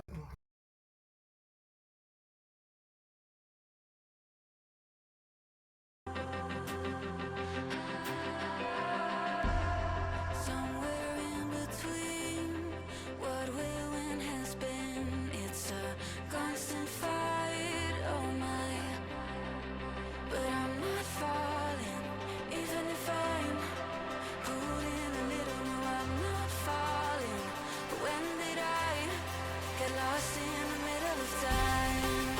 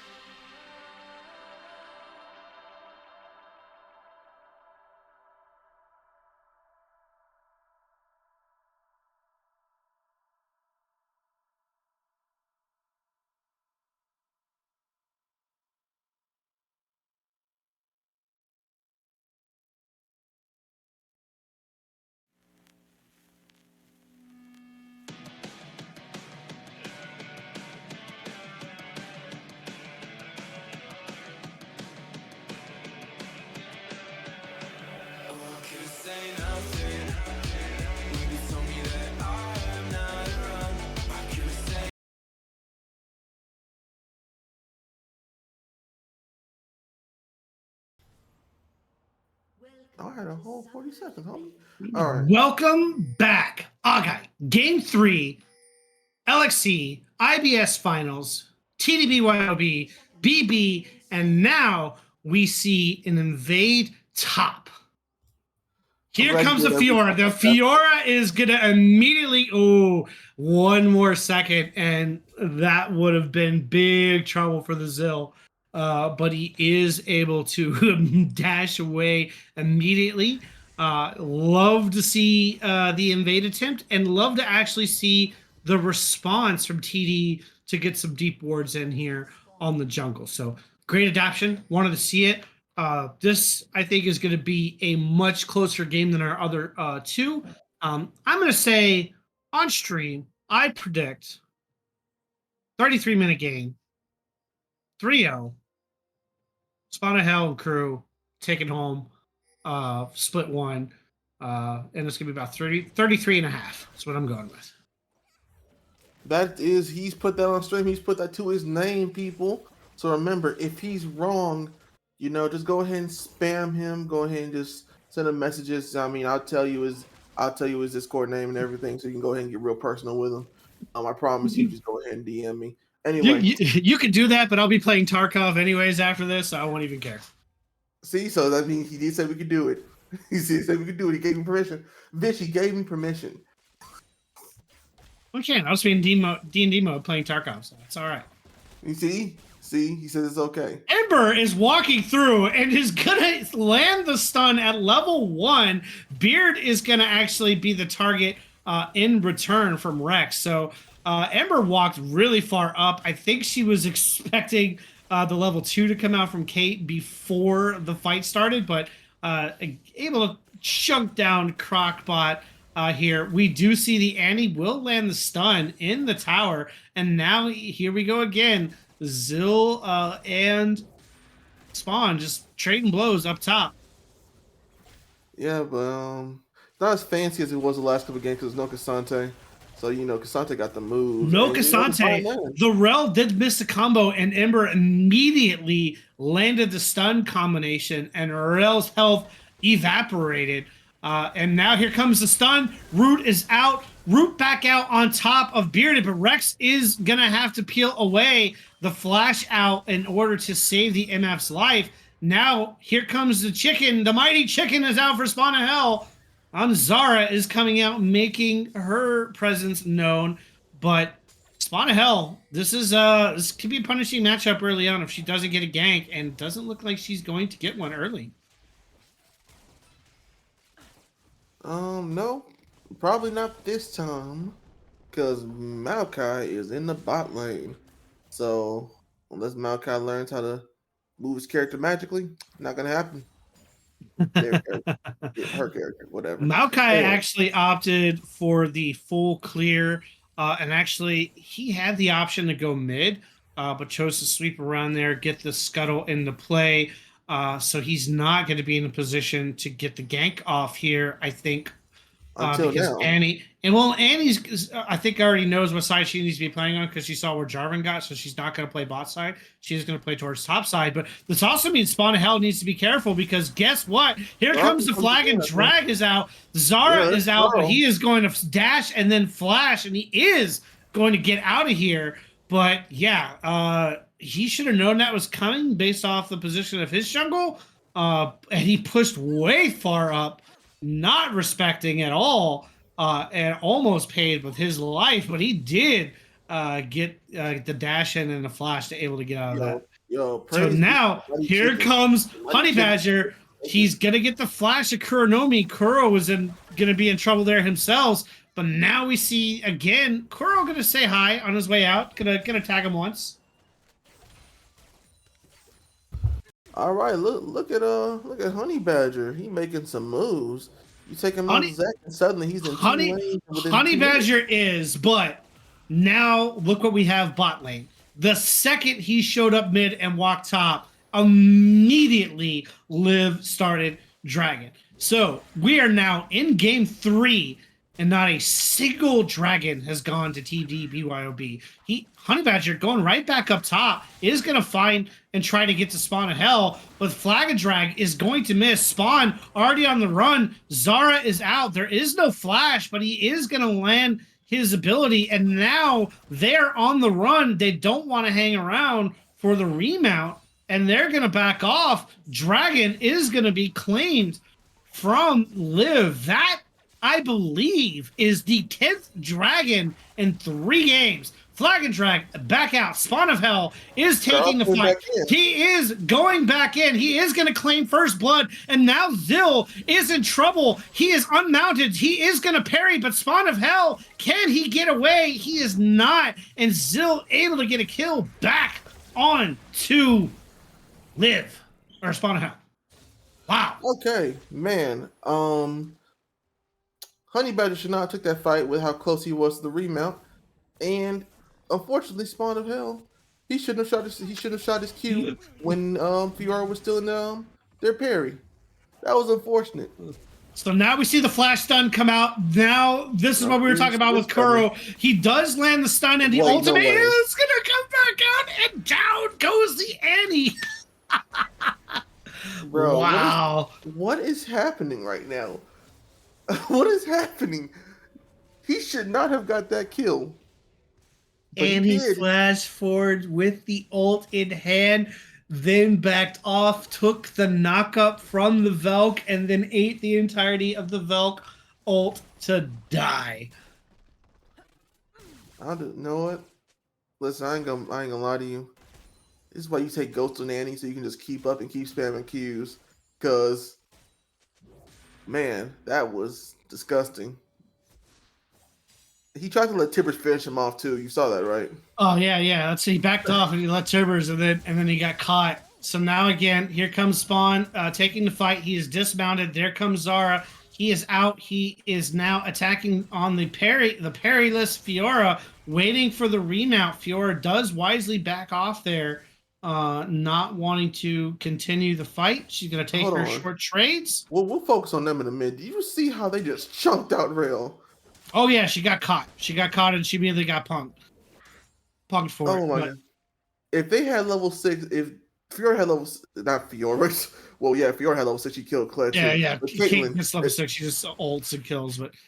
Yeah, Spawn of Hell is playing chicken while riding a giant chicken against a Fiora. He does ult and to get close on top of the Zill. He does not want to allow the Zill to get a little bit more farm and heal up. So he pushed the ult, hit the go button, and now Zill is forced to back off a little bit and wait for it to bounce off the tower.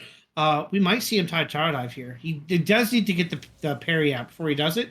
But if he can bait it out, but no, he's going to opt to start and take out the ward. Immediately, Liv is going to come here. Here comes the ultimate. The root is coming into place. Here comes the damage. The Fiora is going to get taken out here in a second. Oh, the outplay, though. What? He does survive at the last second. And now Liv, what looked to be a sure kill, is finally going to get the double kill. But now the Rel is here. The Annie is here. He's starting to run away. The Rex is trying to wait for the Annie to get the kill. Here comes the Velk at the last second to try to get some poke damage in. But down bottom immediately responded with Caitlyn and Morg, realizing that Rex had roamed top. Kuro still sees this. He sees the ult. Here comes the ultimate, and down goes the Annie. Annie was recalling over a ward. Velk walked into the pit, knew it was happening, saw it coming out. Now he lands the poke on the Rex. He's gonna walk into the... Kuro's gonna walk into the damage there. Rex does not want to be here. Rex needs to run. What is Rex doing? Rex does not want to stay there. The Fiora was coming. The Jarvan was coming.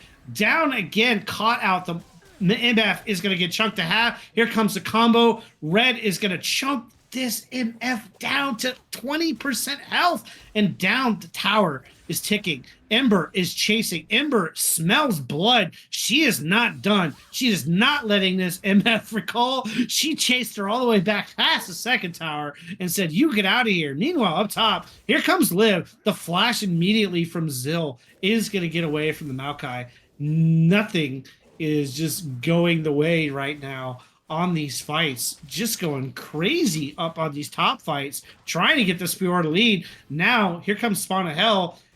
Liv pinged for Herald, and Spawn responded by immediately attacking Zill and taking the fight. Here comes the parry.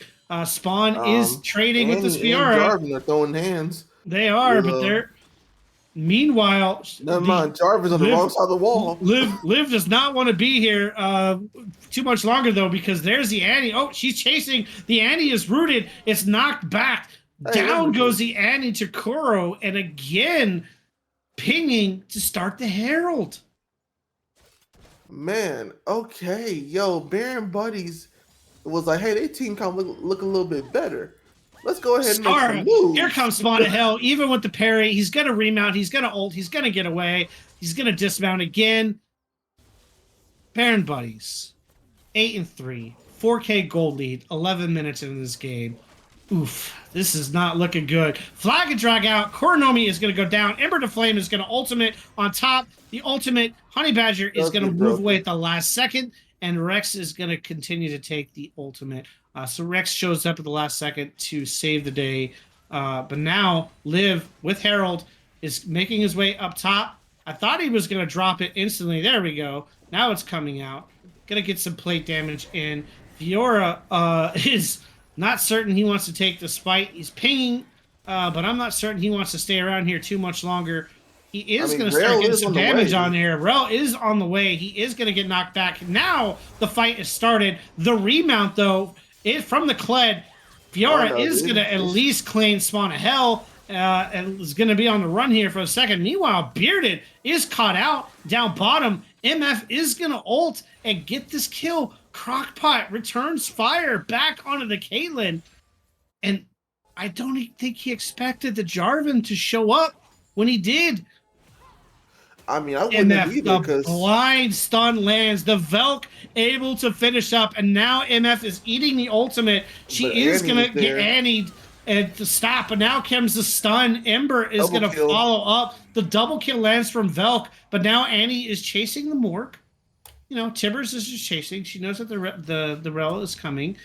So some spicy fights here. TD not going down without a fight. Fiora does now have that kill lead, at least, over Spawn of Hell. For once, they've managed to get some kills onto their top against Spawn, but he claims first tower.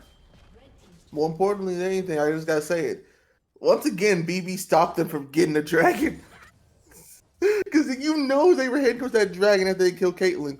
And then he gets the stun. Oh, yeah. And then the Valk right there. Just sickening. Just sickening. You think you're going to have a dragon, and then your jungle gets deleted. And I'm pretty sure right now they're posturing for it. I see Kled is still in the base. He just got his item. Jarvan's here near the blue buff. Maokai is just getting his red buff.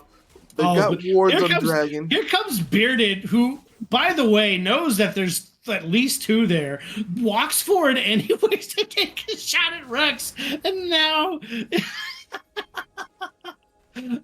Caitlyn, you are crazy. 3 people right there. She's like, nah, I'm gonna walk in and I'm just gonna shoot at this Rel. That Rel can't possibly die me. I mean, no, I would have said the same thing. To be fair, Rel has not, I think, landed on Caitlyn yet.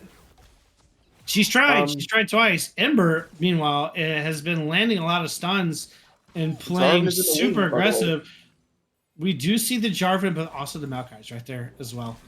So the Rel does flash forward. Ember is going to spell shield immediately, and now the flag and drag misses the wombo combo with the ultimate, and now here comes Ember. She's gonna go golden. She's gonna ultimate. She does miss and only gets the one. Meanwhile, Maokai never showed up to the fight. He was trying the dragon. I don't know why he didn't show up to the fight. Now Bearded is caught out. I think they was expecting Maokai early. I think Liv was doing dragon by himself and not getting in this fight, and now he's in trouble. He's trying to kite. Now the rest of the team is showing up. Here comes the Kled. Here comes the Velk. Here comes the party. He's rooted. He's down. Now Vel'Koz is on top. Now gonna claim the life of the Rel, but Annie is gonna delete the Maokai, and now Kuro is gonna be forced to back off. She knows that she needs a little bit of help here, but There's Spawn. Here comes the damage. And he flashes flash into out the of the- tower. But this is the Kled. He doesn't care about the tower. He's going to remount. He's going to actually attack the tower and live. Because, yeah. The Jarvan Q didn't get the kill. He thought it would get the kill. It didn't. All right, so a lot of things happened there, including the part where Rail ulted herself and didn't get anybody.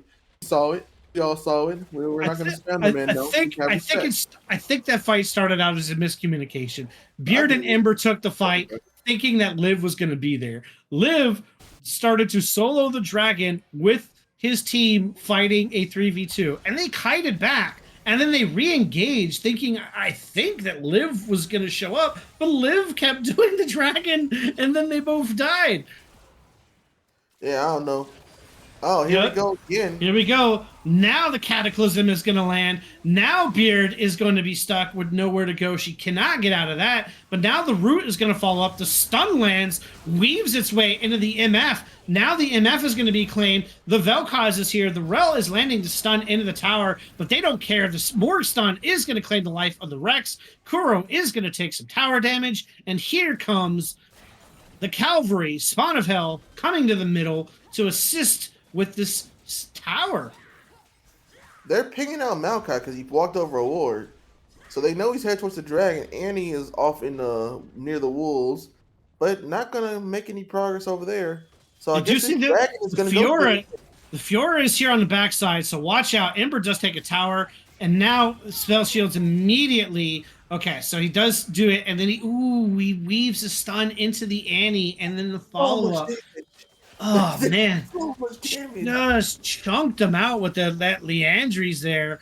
Ember just weaving in these stuns. Here comes the flag, but no drag to follow up. Now the Vel'Koz is going, and Kled is going to ultimate in. He is going to claim the life of the Jarvan. The Rex is dangerously low. The Rex is also going to. Here comes Skara. She's out. Spawn of Hell running for his life. Wait. Oh, my goodness. Spawn is baiting Ryoki. He's going to fly over the wall when Ryoki ults. Oh, my goodness. He's going to get away. No. Oh, he is going to get away. No, Fiora misses the combination, and now they're starting Herald. Oh, my goodness. They had him, and then they didn't. More importantly, Ember, I saw you walking the tower when there was no one there to kill. Oh, yeah. Just died. Yeah, we saw that. We're not going to let that go. We like you, but we're not going to let that go. So 18 minutes, 35K gold on the side of BB, 28K gold on the side of TD. So it is already almost a very, very healthy 7 to 8K gold lead on the side of BB. You have the Kled, who survived the early game against the Fiora. And now, like we talked about before, Fiora still has the outplay to solo. But Vel'Koz is 8-2. So we talked about this in the beginning, that Kuro's positioning was going to be key because if he gets caught out, he's dead. But he is deleting targets. Look at the health bar here, chunking out the Zill. This Zill, I don't think, realized it, and the ultimate is going to come out, and Zill's going to just not want to be there. Meanwhile, Ember the Flame starting and gets a stun, landed on Jarvan, and Skara is going to just delete the Annie down here. So Spawn of Hell left with the Annie. Spawn of Hell realizes that Annie's not going to really stop him, and he's going to claim the life of this poor little Annie. He's going to put the ward here on the side, so he's going to see if the rail comes away, and he is going to town on this tower. Yeah, man, that was... He just kind of walked up to Annie. Here comes the Rel. He is going to miss the combo. Ember immediately ultimate and lands the stun. So Rex is getting chunked out. Is forced to flash, though. Spawn of Hell, meanwhile, and Zill are going at it. Zill knows he can take this fight if he wants. The ultimate is out. Spawn of Hell is now trying to kite the Zill, but he is healing off. He is remounted, and Zill's parry is on cooldown. But can he maintain this kite? Zill knows he can win this fight. Spawn of Hell. Ooh. Clever Flash is able to get out. Cataclysm is out. Spawn of Hell is not able to sustain. But meanwhile, the double kill from Vel'Koz deletes Crockpot and Rex. Where's this Rift Herald at? No? Not going to drop the Rift Herald? All right. I think they were waiting. I guess they're saving trying to end Nexus towers. I think they're gonna try to end. Like he's not dropped it yet. Okay. No. He doesn't drop it. I mean, he still has top towers. Maybe just gonna go drop it top. Maybe he's like, oh, I'll just drop it top. Oh. Okay, well, yeah. Aside from that little weird thing that didn't happen, that we expected to happen, he's got there it is, but he shouldn't have done it now because he's got 3 people. He's on him. now caught out between 3 people. I have no idea what Liv was thinking there. Liv is now on the run. He is going to punch his way out. Maybe he's going to take it over. He does escape to get himself out of harm's way. He's going to live. BB out here making sure that their teammate survives. Saw he was on the way out and they said, nope, can't have that. Meanwhile, Kale is Meanwhile, Honey Badger is just going to get out and make sure that Caitlyn gets the kill. So Spawn of Hell just said, here you go, have a free kill. Now he's going to ultimate. He knows that the Annie is trying to back, and now the Annie realizes that I've got a giant chicken chasing me and is running for her life. She canceled. She actually would have made it, but she canceled it, and now she's in trouble. Again. Now she's in trouble. The Vel'Koz is here. Here comes Vel'Koz. Kuro is trying to pick up the Vel'Koz. Not to. Yes, well, Kuro backed up to not eat the ultimate combo to die, so wisely kind of just ate a combo and backed away, and then it just immediately kills the Annie. So interesting spot for them. They do have 4 bot. It looks like they are just going to go ahead and start this dragon. Yo, we just watched a grown dog thing on a chicken chase some little girl in eviscerator. This is true. That is exactly and avoid demon, then killing her and taking her soul. That's what we saw. Yeah. Oh man, anime's getting weird, dog. So here is Ember of the Flame showing us her best. Let me push the wave as a solo support and split push. Now her team has showed up. So now we have big problems on the side of TDBYOB. They are down 10k gold. They are down 3 dragons. It is 22 minutes, and your win con is slipping away very quickly. They need to kill this Vel'Koz. They need to get this damage in. Wow, 1 stun, and watch the damage just melt the rel with Kuro and Beard just chunking. And they are 2-manning this Baron right now, by the way, while the rest of the team is pushing. So they don't know that this is happening. They have no vision in this pit. They just lost Rex to a 3-man push, and they just 2-man Baron. Well, all I can really say is Baron Buddies is trying to make sure this is a 3-0. Alright, so everybody's about to respawn here. So this is about to be a 5v3. So they are trying to walk out. Are respawned, but Kled is now pushing out top, and the poke comp is just poking. This Velk is scary. This Velk hurts, and if they catch you, you are going to die.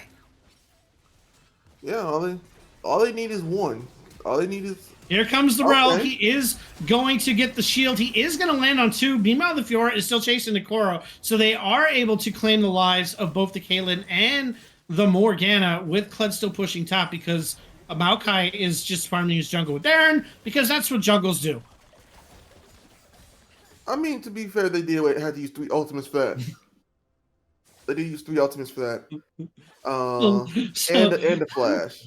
So they did, yeah. They used 3 ults and a flash.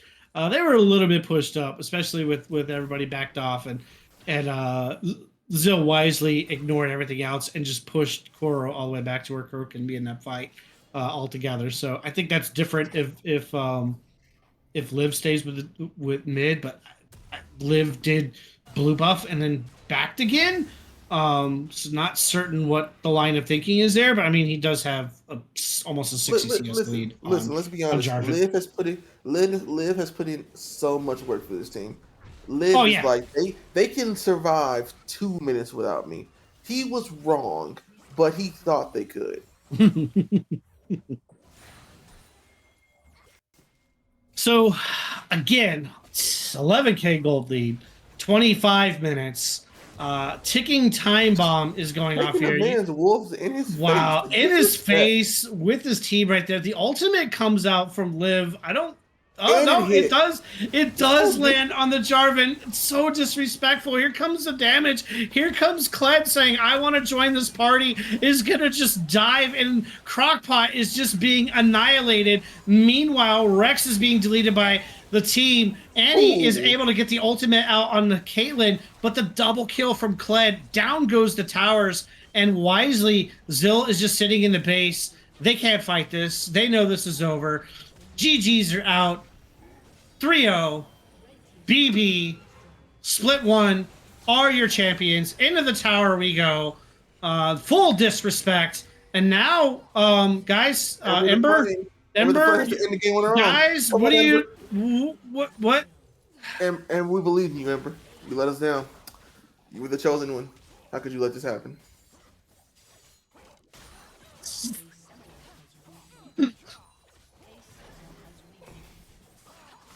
Oh, we have several disconnects here. Not exactly certain what I just saw. Apparently, BB decided to suicide their entire team into the fountain rather than ending the game. This was I'll be real with you. We thought before it was disrespectful. This right here is the most disrespectful thing we've seen all split. That was so disrespectful.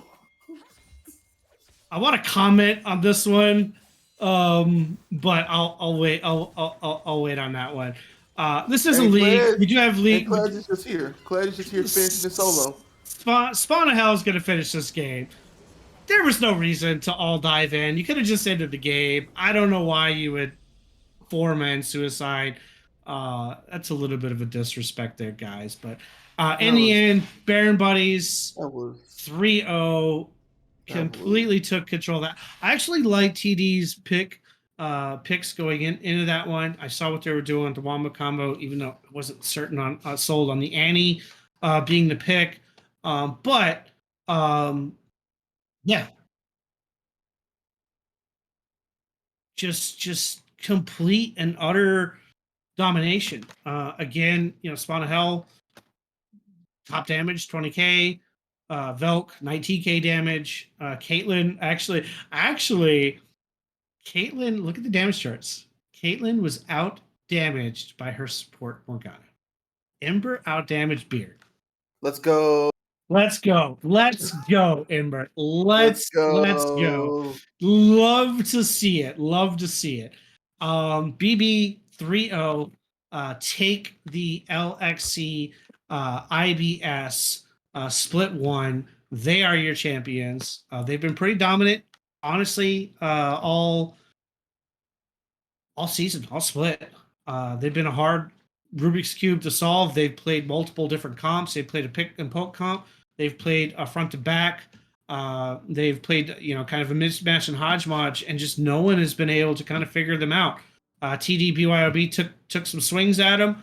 They had some very interesting comps out here, but just unable to get any sustained success against BB. I mean, you said it. You can't say anything else. I mean, oh man, they had their number since game 1. They had the full download on them. There was nothing they could do there. Oh, man. But I'll give it to BYOB. They did not go down without a fight. No, I mean, 2, which that's the question. Game 2 is a little bit of interesting picks, obviously. Game 3, you like to see it. You saw what they were doing with Zill with the Fiora, but just because of unfortunately Rex was trying to roam and get placed elsewhere. Crockpot just got hugely punished and got when you leave your lane against a poke comp as a support, you have to play super safe, right? You're the ADC. You can't really take any fights. You just need to stay in your tower and farm. And unfortunately, every time Crockpot pulled up and they saw Rex was missing from lane, Ember's in your face with a stun, Caitlyn's in your face with a combo, and then you're ulted and you're dead. And then any gains that you would have gotten with the raw roaming are just negated already because you've lost your ADC. You can't farm, and now you've lost your towers. That coupled with just Vel'Koz going absolutely ham in the early game and just collecting kills over and over again. The Vel'Koz pick worked. They couldn't get to it. I thought they would. You could see where Honey Badger tried a couple times. You can even see where Ryoki flashed in a couple times with the Annie ult, but just she got outplayed by the Velk. Koro just completely that solo kill at 6 when Annie flashed in. She got the timbers down. She got the stun. She thought she had to kill. She started to walk away because cool girls don't look at explosions. They turn around and walk away. And then Vel'Koz stunned her up and then ulted her back, and then she just got melted.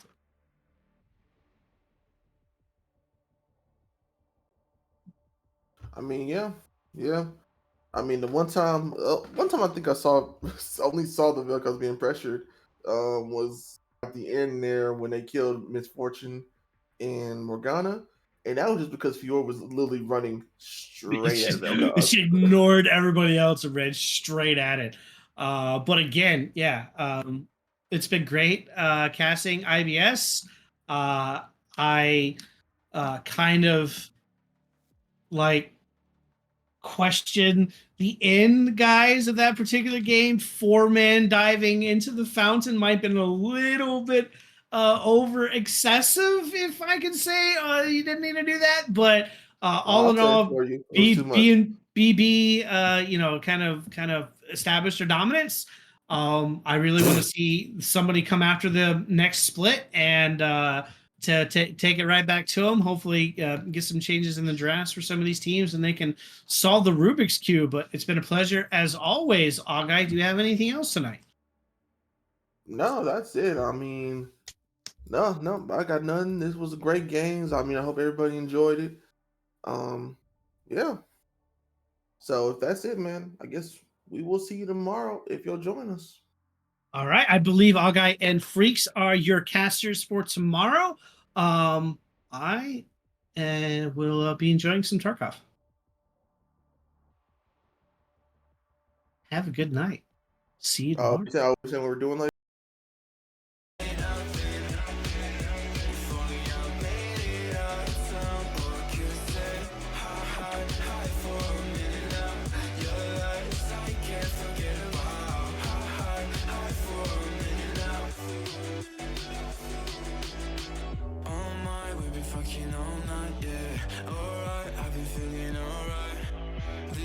You won't get to my heart, yeah.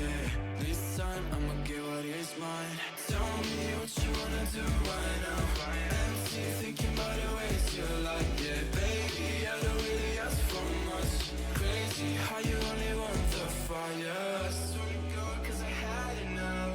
Tell me stop, but I had enough. You know why we broken up. Oh, I could've said